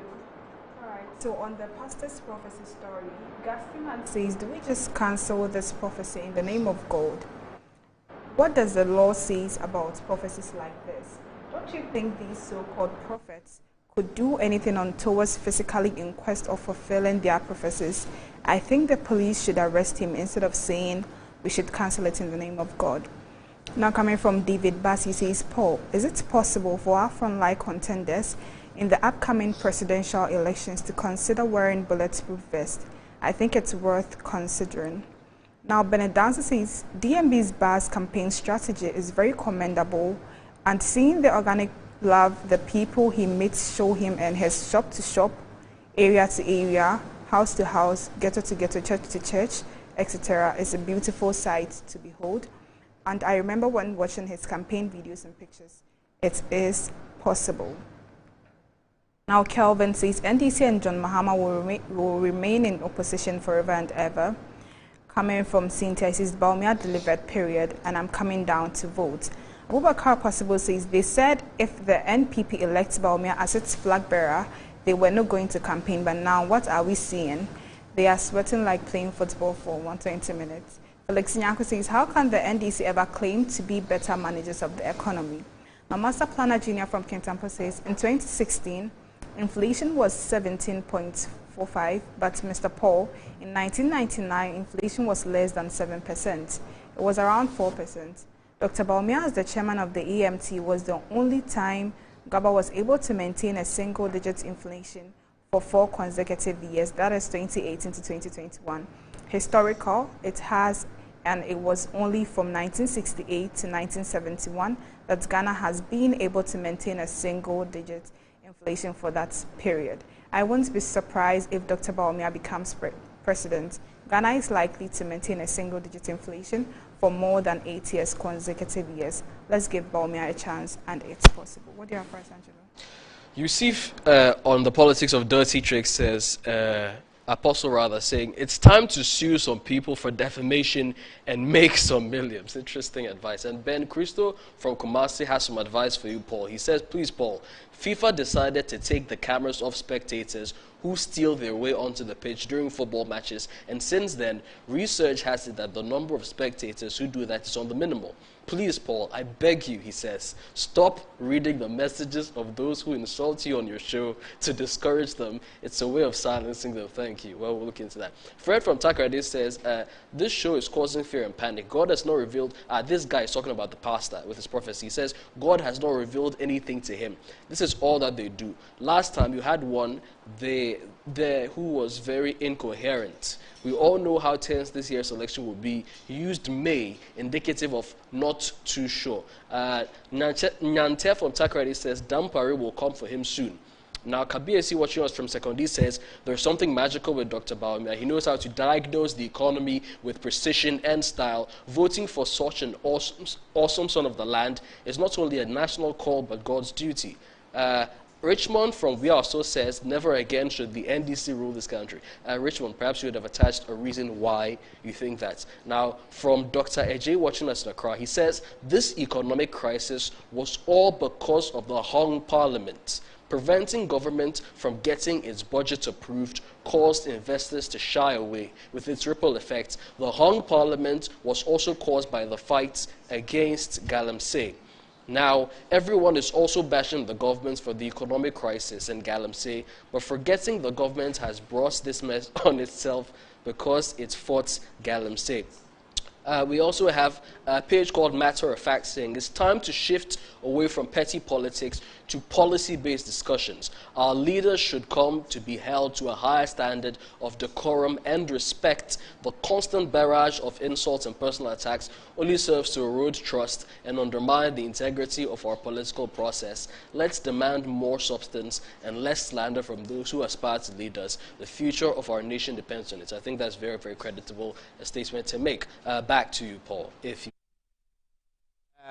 okay, I also got a lot of text messages here, and somebody sends me a text about the voting thing. He says that sometimes, it's here. It says, Paul, sometimes there are transposition of figures at the polling station. Where this happens and EC observes errors, they have the right to call for requisite action. Do bring one of your technical officers to clarify this. If the votes at the polling station are manipulated, it exceeds the expected total votes for the for example, it won't hold as valid for example, even though it is the census results. Okay, great. That's a good one. So what I'm saying is that you need not to be worried about transposition of votes. It means nothing. The Supreme Court said in the Abu Ramadan list of cases, may he rest in peace, Akoto Ampao. But the Supreme Court said in the Abu Ramadan list, these cases were fought by Akoto in 2015 and 16, and he did a great job for Ghana. May he rest in eternal peace. Now, the Supreme Court said that the polling station results, as pasted at the polling station, and they ordered all presiding officers of the Electoral Commission at the polling station and the political party observers to ensure that the final results, as agreed by them, is posted. Now, if the results as agreed by them shows that there's been overvoting, for instance, that there are 290 people registered in the polling station, and Paul Ademochu gets 320, that should be corrected before it gets onto the wall. That's the point I'm making. That's what I'm saying, that political parties should recruit people who have arithmetical background, if you can. And then make sure that they understand what they are doing. Everyone has the voters register of the polling station. Polling stations are small. They are not thousands. I don't think there's any polling station that's even 1,000, or maybe a few. But they are very small. So polling stations are hundreds. So you check your polling station voters register, which is available today. The voters register for polling station Gumpurugu Yo-Yo 1 secondary school is available today. Today. If it's not, it will be available in the next few weeks. Weeks before the election is available. So you can check it. So if you go, you send your people there and they're counting 70, 720, 340 at 9 p.m. and you cannot focus on that, then I'm not so sure whether you are willing to be a party polling station rep over there. So once the results are pasted, you need not worry about any transposition. They can transpose it all they want. They can strip it naked all they want. The results that you have, which is pasted there, take a photograph, pasted there on the wall, that is the official results of that polling station. It is certified. All the Electoral Commission does is to add all of it. Full stop. So the regional centers add all from the constituencies in their region. So from the polling station, they add it to the constituency. Then they have the constituency results. The MP is done for that night. He is finished. Then they go to another constituency, and that's a presidential election. But if you are an Electoral Commission and your headquarters is in Kumasi or in Accra or in Takoradi, get your people to feed into you on the night of the results, polling station by polling station. Just be adding it. Create a software that when the thing comes, it adds. When the results is hits, it adds. When it hits, it adds. And it's showing you a pie chart or a bar chart between green and blue. Blue for Muhammadu Bawumia, green for John Mahama. You are there. You are done. You may have calculated the results and your candidate has lost, but you have the results. So there's no problem at all about that. Okay. All right. Too much talking on this one because I'm quite passionate about it. Let's get back onto the Gizella story. Okay. First of all, the festival is the Awobi Festival. It is in Ewutu Senya West. Ewutu Senya West, the constituency of Gizella Tete. That's where the Awobi Festival is done. Let me give you a bit of the history of the Awobia Festival, and then we can then get how sacrilegious this MP's behavior was. Historically, the Awobia Festival marks the end of the farming season and the harvest period. It is a time of thanksgiving to the ancestral spirits and deities for a bountiful harvest and to seek the blessing for future prosperity. The festival also serves as a vibrant display of cultural identity and communal unity among the Ewutu people. The celebration includes various rituals and customs that have been passed down through generations. A ceremonial procession led by the paramount chief and elders, adorned in traditional regalia, proceeds to sacred grounds where libations are poured to seek guidance and blessings from the ancestors. So this is Gizella. She attended the Awobia Festival. Of course, she's member of parliament and she needed so to do. But this is the story. So Dr. Bawumia was invited by the chiefs as a special guest for the Awobia Festival, okay? He was invited. So he was invited in his capacity as the vice president of Ghana. In fact, they wanted the president originally, from what I'm hearing. They wanted the president. Somehow the president's schedule is plenty. President happens to be outside the country somewhere in Asia, I believe. So Muhammadu Bawumia goes in there almost representing the president, but in his capacity as a vice president. So he goes there and there are presentation of awards. Gizella receives an award, of course, for being the member of parliament for Ewutu Senya West. She receives an award. At the Awobia Festival, she receives an award. Dr. Bawumia is there. When Dr. Bawumia arrived, he goes around to shake hands with everyone, including Gizella. Dr. Bawumia shook hands with her. She should come and tell me that it's not true. We have the video. Dr. Bawumia shook hands with her. When he arrived, he's shaking hands with the dignitaries. Nice lady like that. What kind of behavior is this? Dr. Bawumia shook hands with her. And then went around to shake hands with everybody. And the chiefs were happy that the vice president honored the invitation for the Awobia Festival. They all stood up. And then the Yanara Assassini was played. Yanara Assassini, it was done. Bam, you know, the abridged version they do when important people arrive at places. And then they all sat down. Then the chief spoke, everybody spoke. And then the special guest of honor was speaking, addressing the audience. See what Gizella did. Have a look.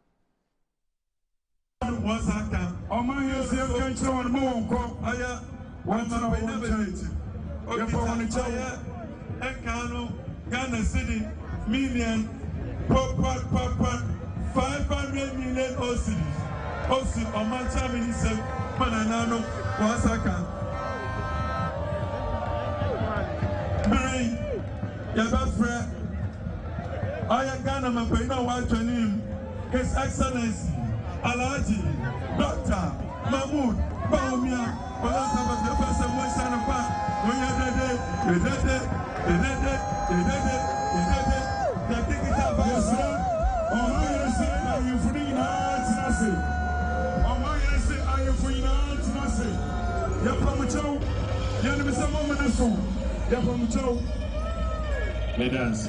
But I think that we have a pretty.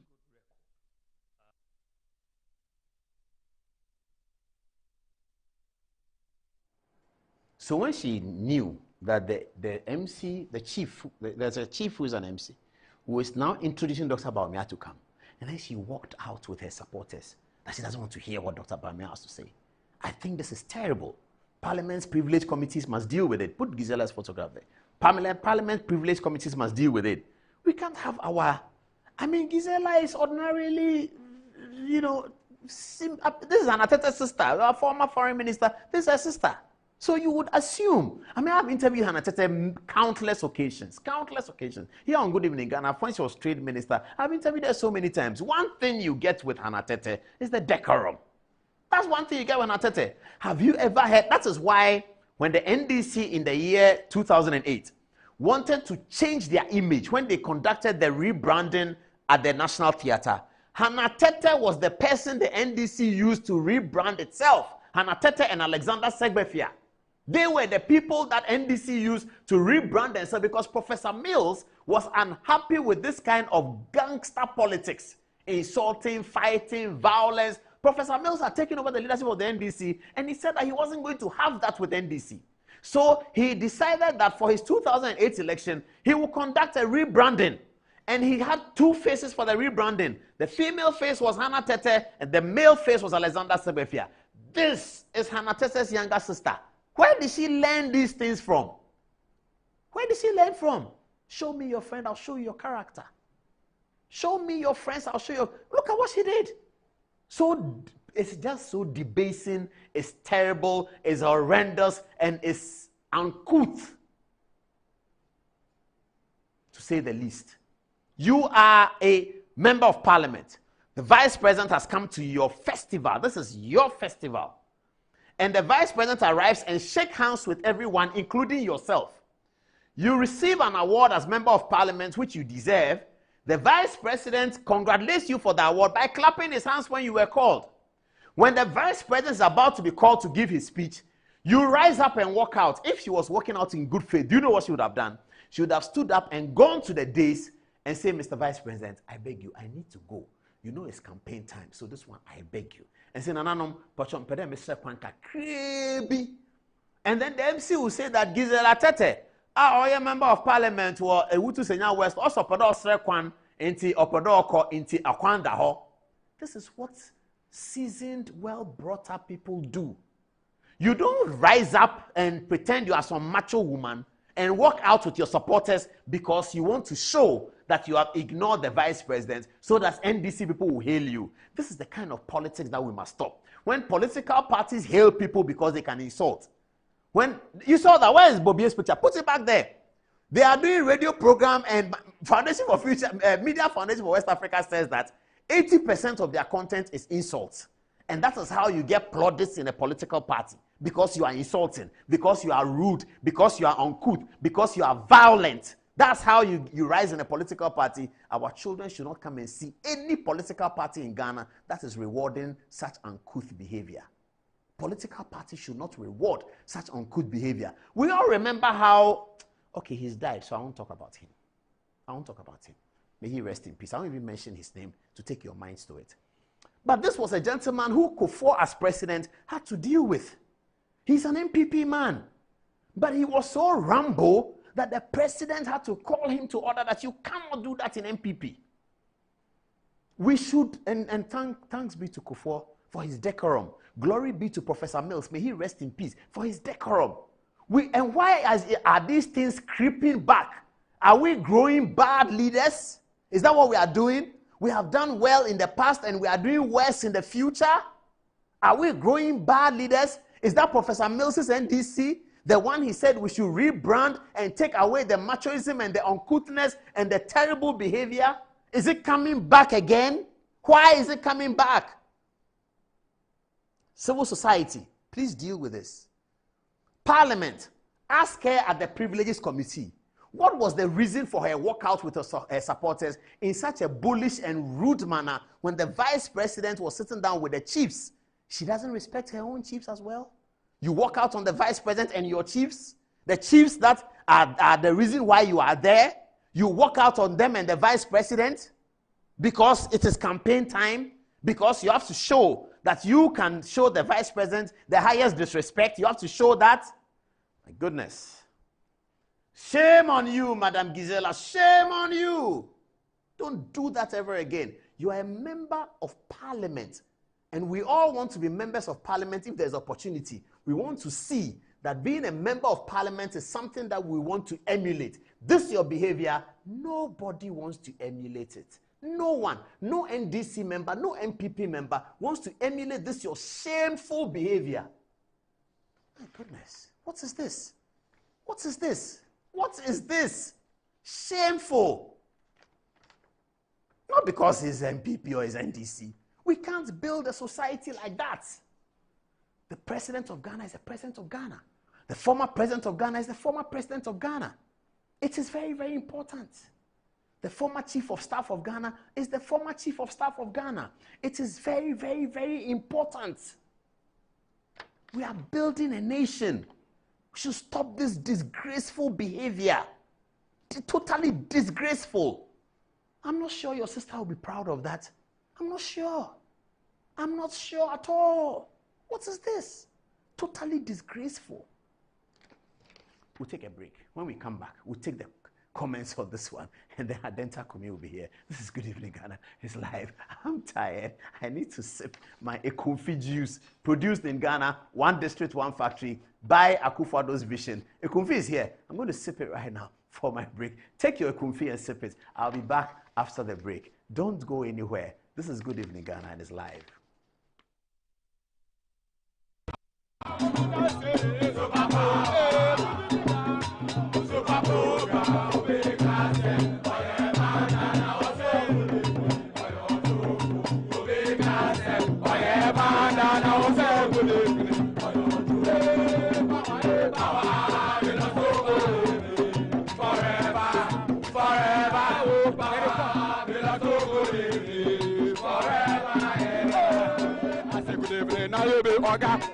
Oga.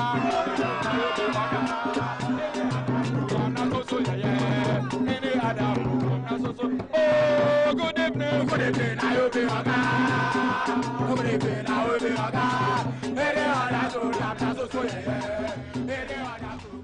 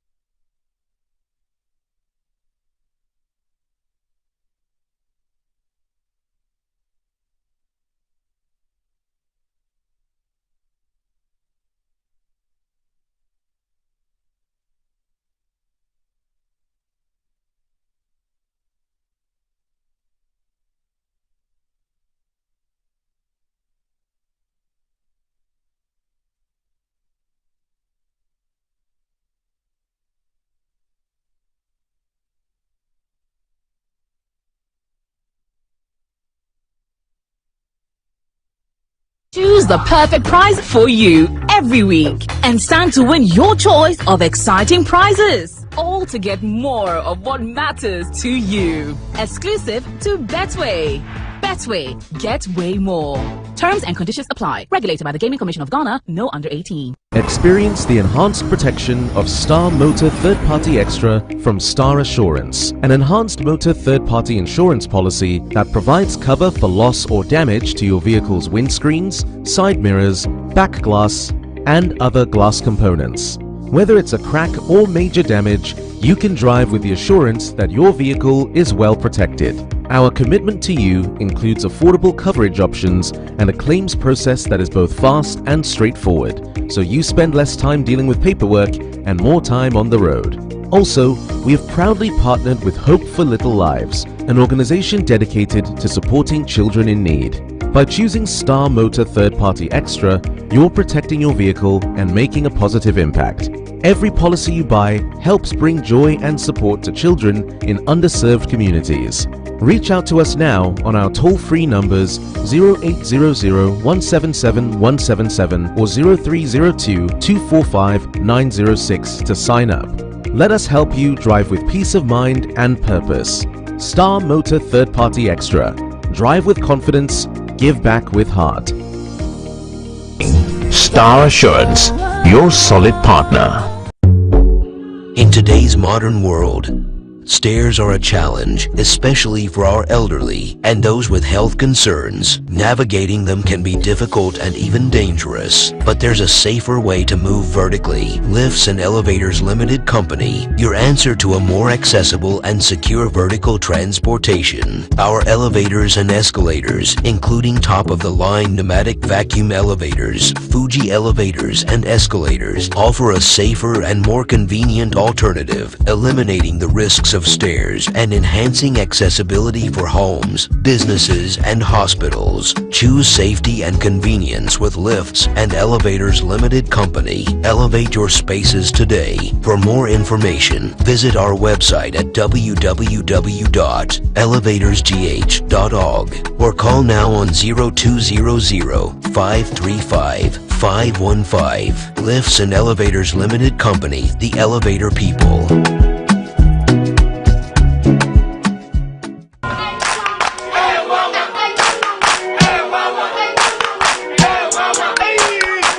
Cratchy, unemu bua unkoisha Dr. Ban uye denwa.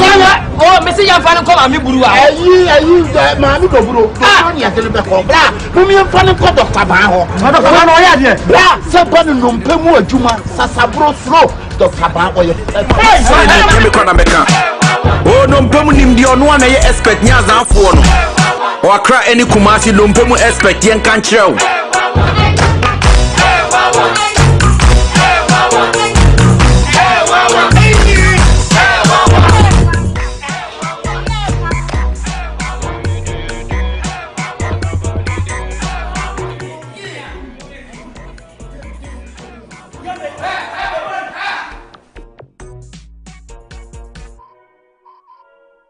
The luckiest. Star 712 hash.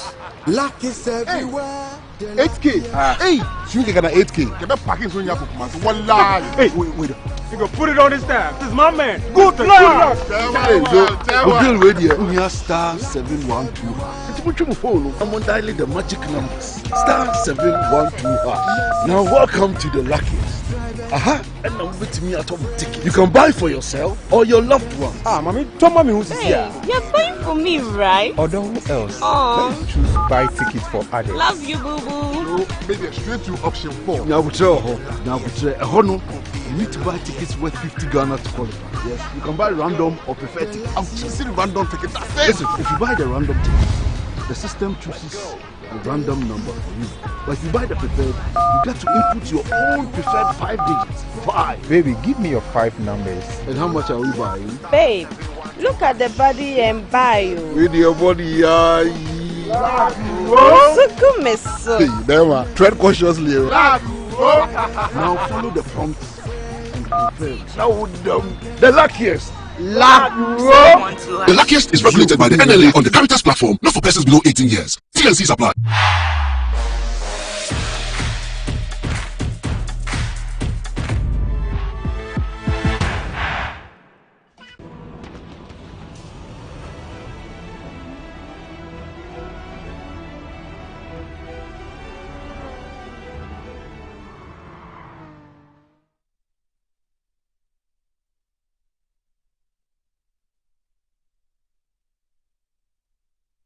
Welcome back to the show. The refreshments was good, and it's always refreshing to come back at this time.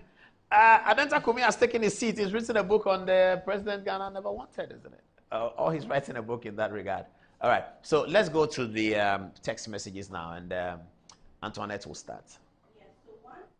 Has sent a message, and he claims it's a press release from the Communication Bureau of the NDC, Ewutu Senior West, and it reads, to all media houses, Honorable Gizella Tete, the Member of Parliament for Ewutu Senior West, was not involved in a walkout on the Vice President's chiefs and the good people during the Ewubia Festival.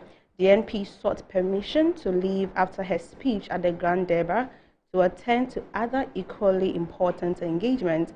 However, she awaited the arrival of the VIP and his entourage and duly greeted them accordingly.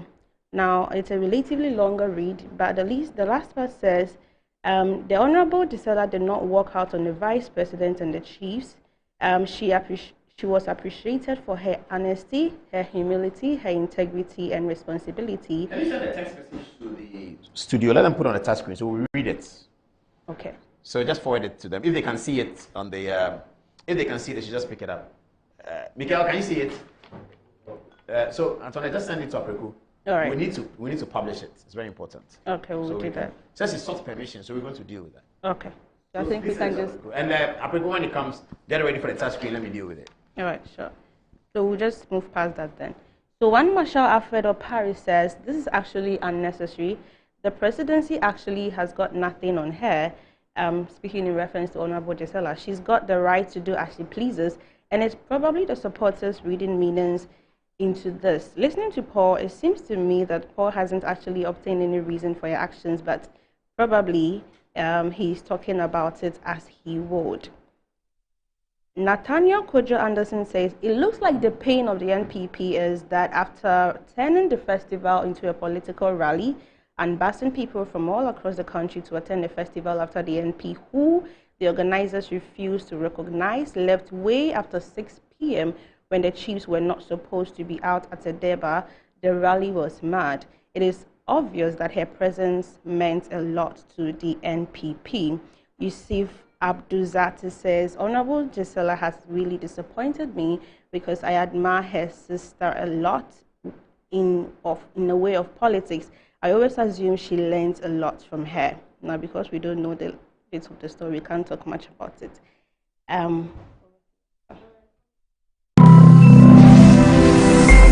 Metro TV, insightful and inspiring moments.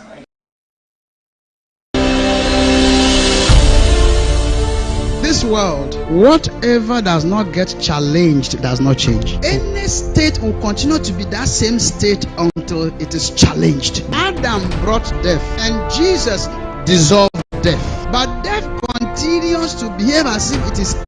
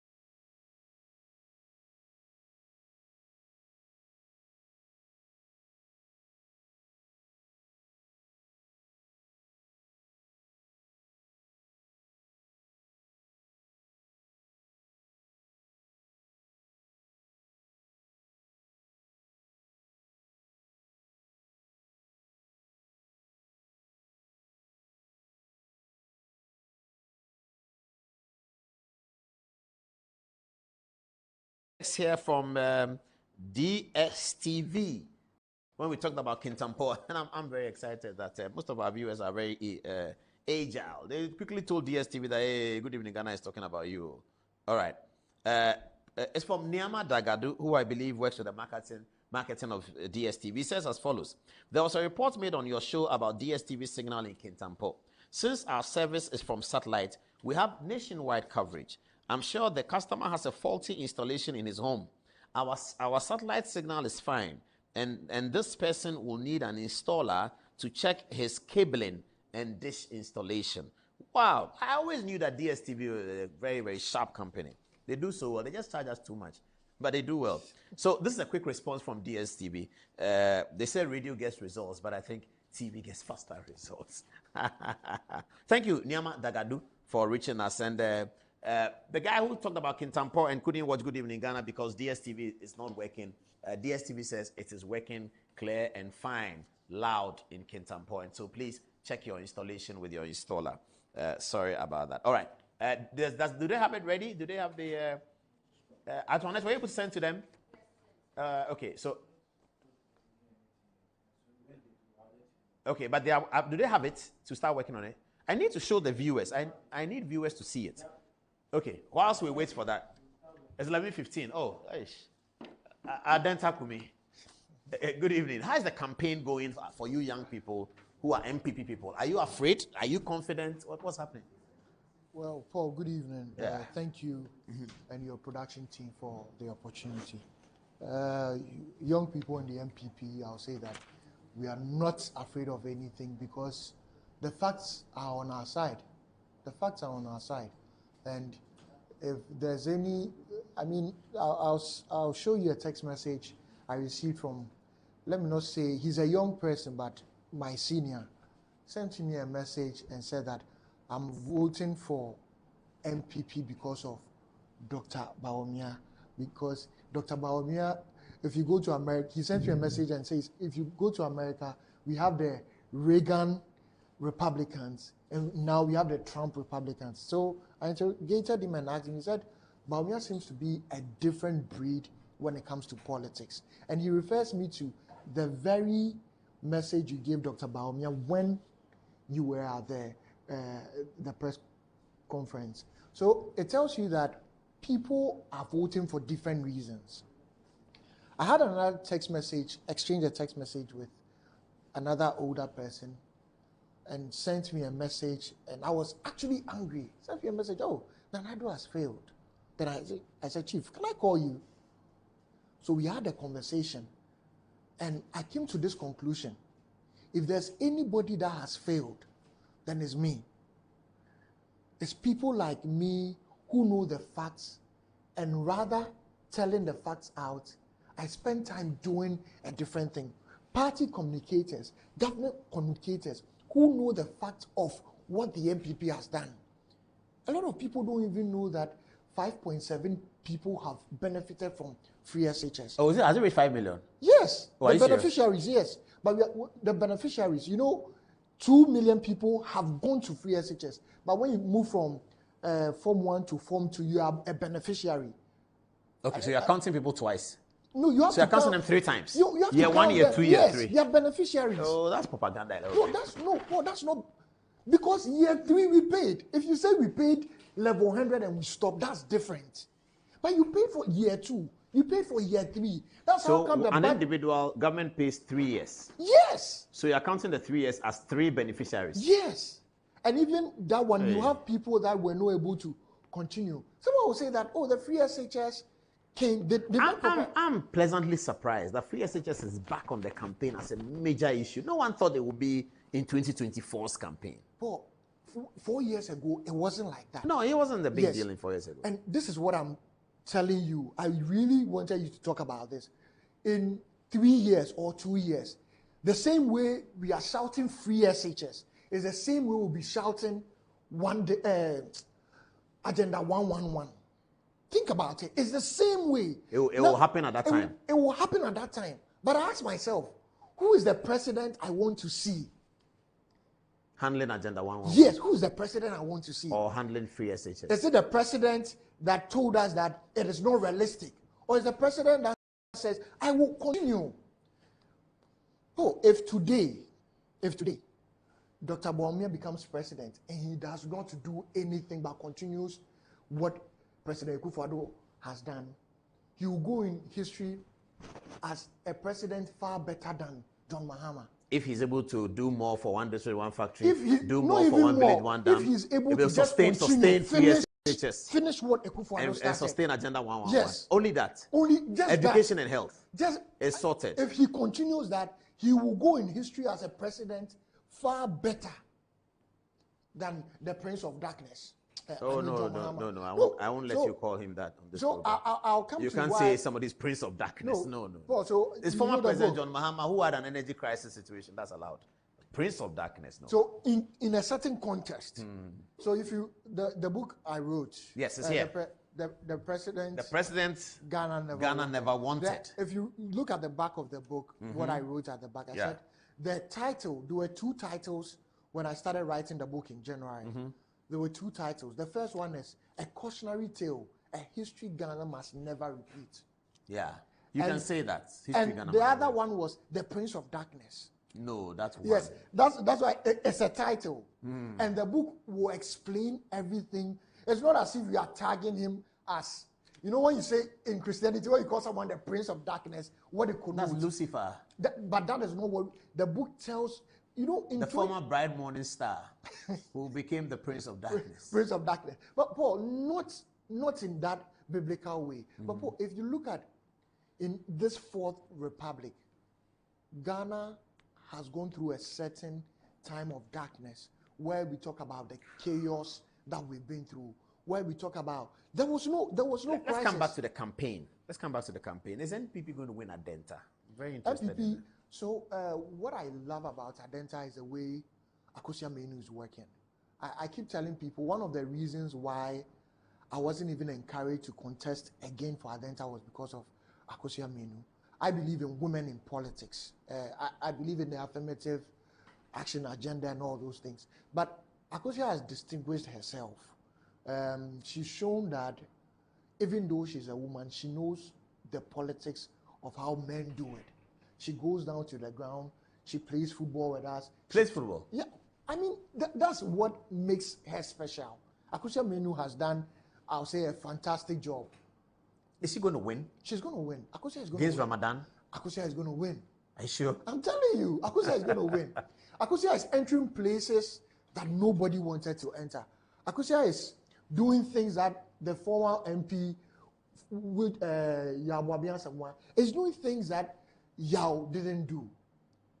And when you are running for MP, sometimes it's so irritating. And I keep saying that back to first principles, you have to have a certain character to run for MP. Because forgive me to say in quotes, the nonsense you hear is more than the pleasant things that you hear. But your ability to hold it together and make things happen. I don't think there's any MP in this country that will say, I'm the happiest MP. Because people are throwing all their problems to you. Someone is going to marry their second wife and it's on you. How is it on you? Well, you should ask the MPs. I mean, I've had that you should pay for it. You have to make a contribution. Yeah, that's okay. 100 cedis. 100 cedis? Yes.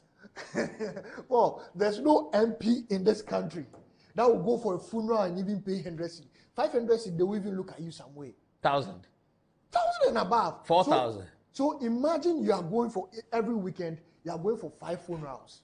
How much is your salary as an MP? 4, 16. How much is your salary as an MP?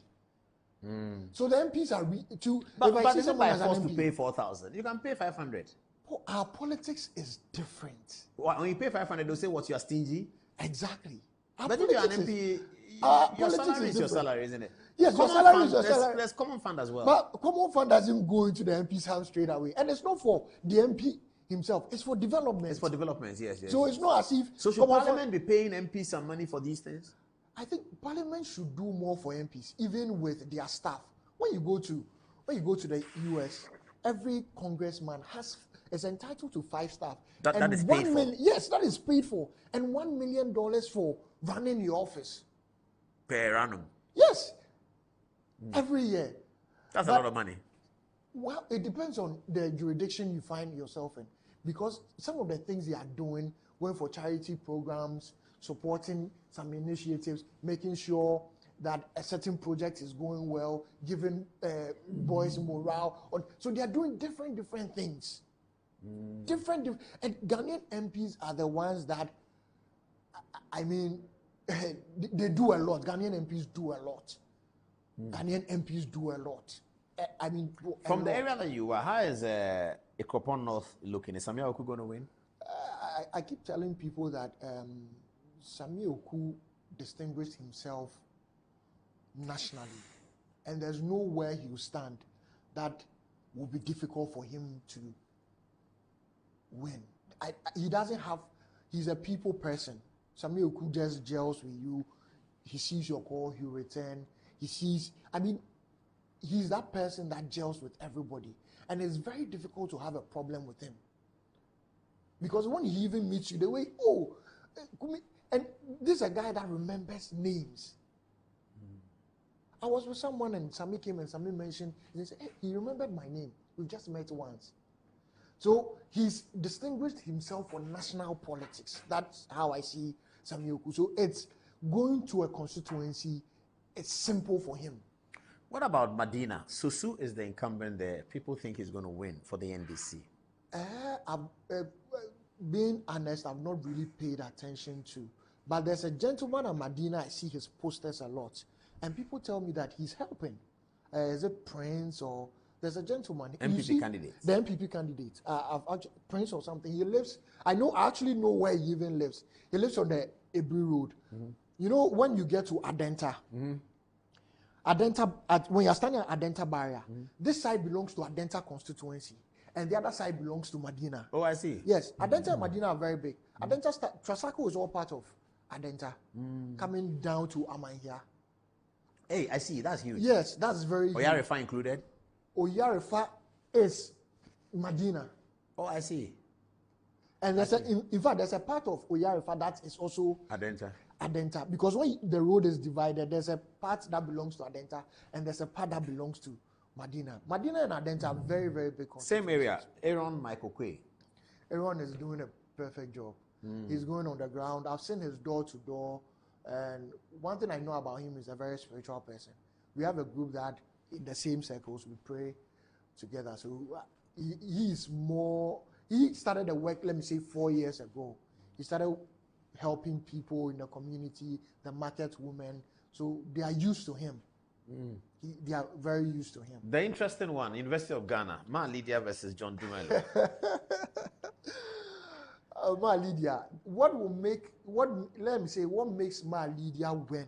When I was in Legon was before, so I worked for Honorable Ejakon. Oh, okay. Yes. Okay. So you know Ma Lydia well? Yes, I know Ma. Can you imagine when I was running for SRC president, Ma Lydia actually called us and gave us a contribution when she was not. She was the wife of Ejakon. Yes. So we know her to be someone that she contributes to the well-being of people. And I remember her contribution to TESCON when we even had, like, we call Honorable Ejakon and he's in Peking. She was the one we are running to. So she's been there for some time. She's been working on the ground. The market women actually know her. It's not as if she just came because, no. She's been. So it's going to be difficult for Dumelo to unseat Ma Lydia? Very, very difficult. And the way she takes care of the University of Ghana, that's a bigger constituency within the constituency. She has a way that when people are even going home, they pay their buses, the organization. She does very well for the students. When they come in, books. Recently, I saw that there were some provisions that were handed out to people, and it wasn't even about election. She does that visiting. A final one. Nationally, it's indicated that polls show John Dramani Mahama ahead of Dr. Baumia. How is that going? Well, I don't know where the polls are coming from, but I also have some polls. So, as a consultant, we have other friend consultants. If you read the first chapter of my book, I talk about the nightmare that will happen to Ghana if John Mahama should become president. And it was from this circle of consultants and economists in America, some group of people that we meet to help each other. And one of them had a research, a very classified research, that it bothered me so much that it became a nightmare to me. It bothered me so much to the extent that I know that when John Mahama becomes president, they'll cancel free SHS. No, they've said they won't. Yes. They have said that they won't cancel it. The NDC has said Yes. it very clearly. Yeah, they said it clearly that they will not cancel Yes. the national health insurance. But they stopped it. We won't cancel it, but we are starving it from funding. But if we start from funding, people cannot go to school. If a person goes and yes, they are not remitting the money to Adisadel will sack them. Or tell them that you should come and pay. Pay, exactly. That's what happened to national health insurance. They stopped it, and it became, you bring your cash, then they take care of you. It's a natural death. And you know that until we came back into power, nobody wanted to admit the national health insurance. That's true. Now it's better. Yeah, now it's far better. It's far better. And so, and you look at the two campaigns, coming back to the post, you look at the two campaigns, ask yourself, who is getting the numbers when you go on the ground? No, both are getting the numbers. From the pictures that we have, John Mahama gets the numbers. Dr. Baumia also gets the numbers. The numbers Dr. Baumia is getting is way different from what John Mahama Except is that getting. maybe Baumia's numbers may be surprising because everyone knew in March that John Mahama has won the election, that NDC has won the election. That is what the NDC believes, that they won the election. But in March, they knew they'd won it. Now, I don't know. But March, April, from everything that was happening, everybody knew that the NDC has won this election. Now it's changing rapidly, and everybody seems to say, Charlie, the thing is changing. Because Dr. Baumia is going down to the ground, the door to door. They told us back in Lagos. But that means John Mahama had not locked the vote yet. No. He was in the lead because he's the alternative. Yes. He hadn't locked the votes. And now, so once the voters are encountering the candidates, they are switching to Dr. Baumia. Yes. But also now that... Have they forgotten that the price of petrol is high? Price of Kinke is high. Price of Ideal Milk is high. Price of Milo is high. Price of salt is high. Price of cooking oil is high. As Dr. Baumia said, nurses are suffering. Teachers are suffering. Everybody is suffering. Have the voters forgotten that? Paul, you have to ask yourself and be honest with you. Is there hardship? Yeah, there is. There is. In this hardship, did we lead to solve, or we sat down and said we are cancelling teacher training allowances? We are cancelling this. We lead to solve. Yes. So what did we do? We pushed on with the free SHS. We made sure that the 12 interchanges we are doing, Obechebi, phase 2, East Legon, interchange. Almost completed. We are doing it. Have we halted on the project?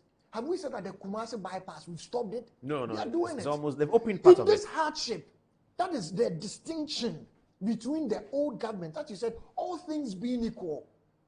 We didn't create any crisis. We came to meet the crisis. But in that crisis, did we perform our duty? Did we increase the number of people that can receive scholarship from 30,000 to 58,000? Yes. Have we solved the dollar? No. But have we done what some of the things we said we'll do? 80%. Paul, 80% of what we said we'll do, we've done it. Restoring teacher and nurses training allowances. In this hardship, we SHS. didn't cancel it. In this hardship, we introduced STEM education. We are building 10, 5 completed. In this hardship, when you go to Efian Kwanta, we are building a 505-bed hospital. And it's a teaching hospital. We didn't say we are in hardship. In this hardship, go to Eastern Region. There's an Eastern Regional Hospital.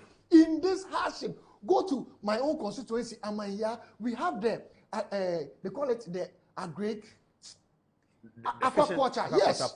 We didn't say. In this hardship, we've built fish landing sites. For In Jamestown. Yes, in this hardship, we didn't fold our hands. In this hardship, we've renegotiated the electricity, the IPP deals to say that ECG must pay itself. In this very hardship, we didn't say we'll turn off the lights. We've only done maintenance. And when we say maintenance, it will be done in 2 weeks. We are true to our words. In this hardship, we've kept the lights on for 7.5 years. In this hardship. The hardship is 4 years ago, 3.5, 4 years ago. Yes, but Paul, they are adding all together. That's what in this hardship. If they want to say, is this hardship? We've done all these things. We didn't give up. We didn't relent. Okay, let's leave it. We have to continue with the interview. Let me see whether people are listening to us and texting to our social media editors. I'll begin with Antoinette. Is that okay? Antoinette, do you have some messages to wrap up with us today? Tell us. Okay, but not on what we are currently talking about. But Junior Agba from Tamale says, great submission by my former TESCOM president. He should keep it up. We are very proud of him. Nathaniel Kojo Anderson is still hanged up on Honorable Gizella's walking out.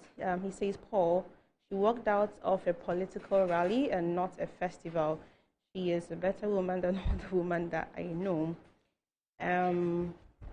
Samuel Banks says, it is intellectual dishonesty on the part of the so-called professors who ignore the basic economic rule of all things being equal. In democracy, we agree to disagree, and DNB and the NPP are more focused on preaching and selling their message to the electorate than what the NDC is doing.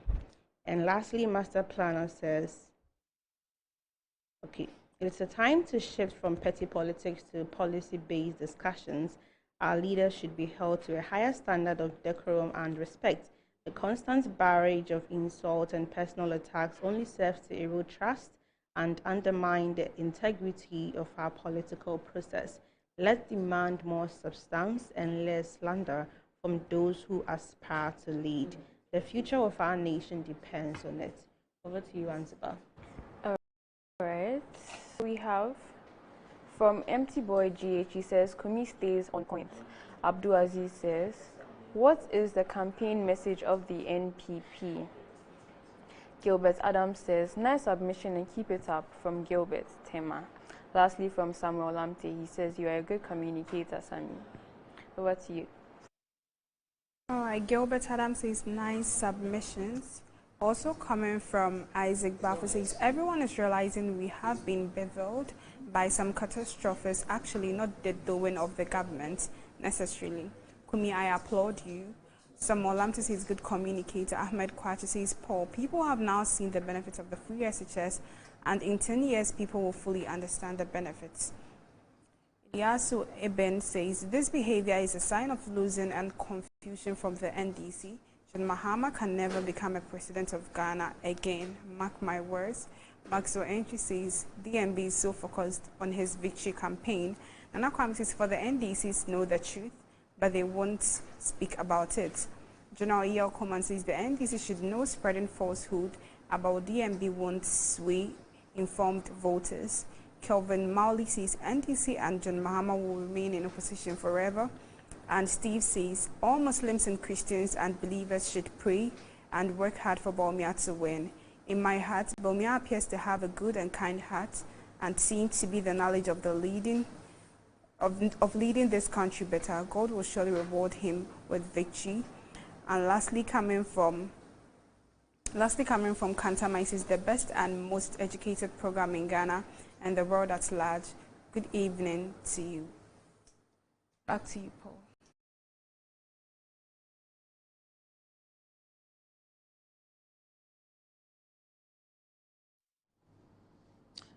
Is it on the Facebook? Is it on the wall? Okay. So viewers, it's getting very interesting. Antoinette read a text about Gizella. We are not finding the statement purportedly issued by the NDC of Gizella's Facebook wall. If the statement is not there, then we will proceed to suggest that it's not true.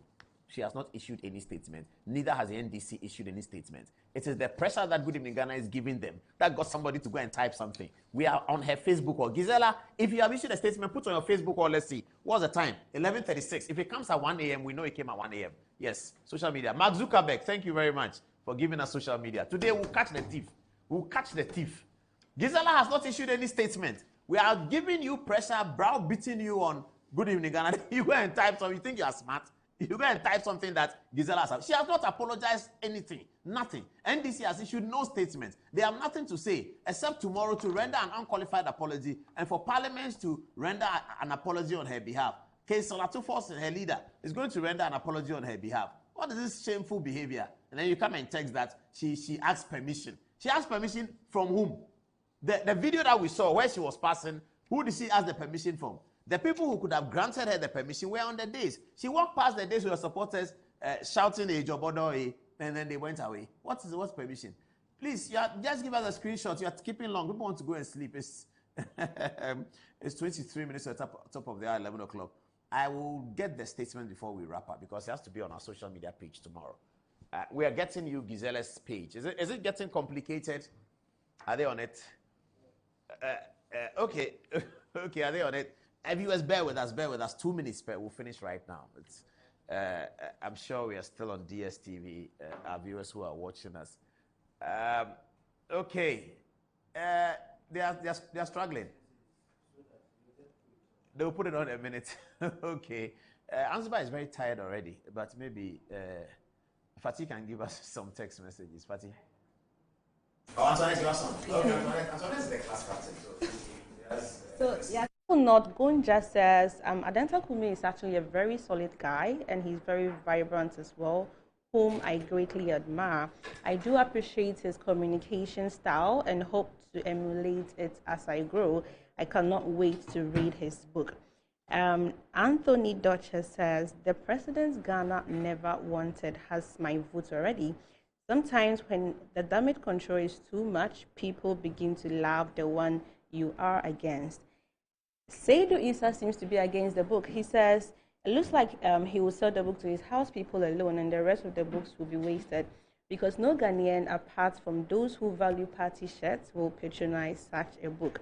Marina Kwabena also says there is no time to... Let me interrupt you to come on to the touch screen, and this is Gizella Tete, Honorable Gizella Tete. This is her Facebook page right now. She did something shameful and which we drew attention to here. Whilst we opened the text messages on Good Evening Ghana Official, a viewer sent us text that Gizella says, or a statement has been issued by the NDC on her behalf, that she walked out. She didn't quite walk out, but she took permission. Another person said the thing was a political rally, it wasn't a festival, and then she had told them that she will not be able to stay, but she wanted to wait for the arrival of the vice president before she left. And you wait for the arrival of the vice president, and then you leave when he's about to talk. Why don't you just leave before he comes, if you have permission to do so? But we are getting to the conclusion that that text message is a hoax, it's not true, because this is the protagonist's page. This is Gizella Tete's Facebook page. Gizella Tete Agbotui. She has 2.9 friends, NDC member of parliament for Ewutu Senya West constituency. The last thing she posted was 6 days ago. She was saying happy birthday to a nice gentleman. He said, have a blessed birthday, Wafayao. Gizella Ba. Okay, you went with me to Winneba for the NDC manifesto lunch. The next day you were oh, he died. Oh, I'm sorry. Oh. I said you went with me to Winneba for the NDC manifesto lunch. The next day you were gone. A tragedy. You named your daughter after me. I'll take care of her now that you are gone. Oh, this is such a mishap for my oh shit, the guy is a young man. Oh my goodness, I'd redraw that. Shoot, the guy died, man. Wow, very young man. Oh well, it's good that Gizella is taking care of her daughter. But anyway, I'm really, really sorry about this, viewers. I'm really sorry about that. What can I say? Okay, we'll leave it here. But she hasn't issued any statement. Unfortunately for us, we came on her Facebook page and met very sad news, which she posted 6 days ago. So we are sorry about that. She has not issued any statement. If she has a statement, she should issue it tomorrow. Parliament, it's Atufosi should issue it for her. Whatever Gizella did at the festival was shameful. I will not say beyond that. I'm affected by the news of a young man's death. Thank you, viewers, for watching. Good night.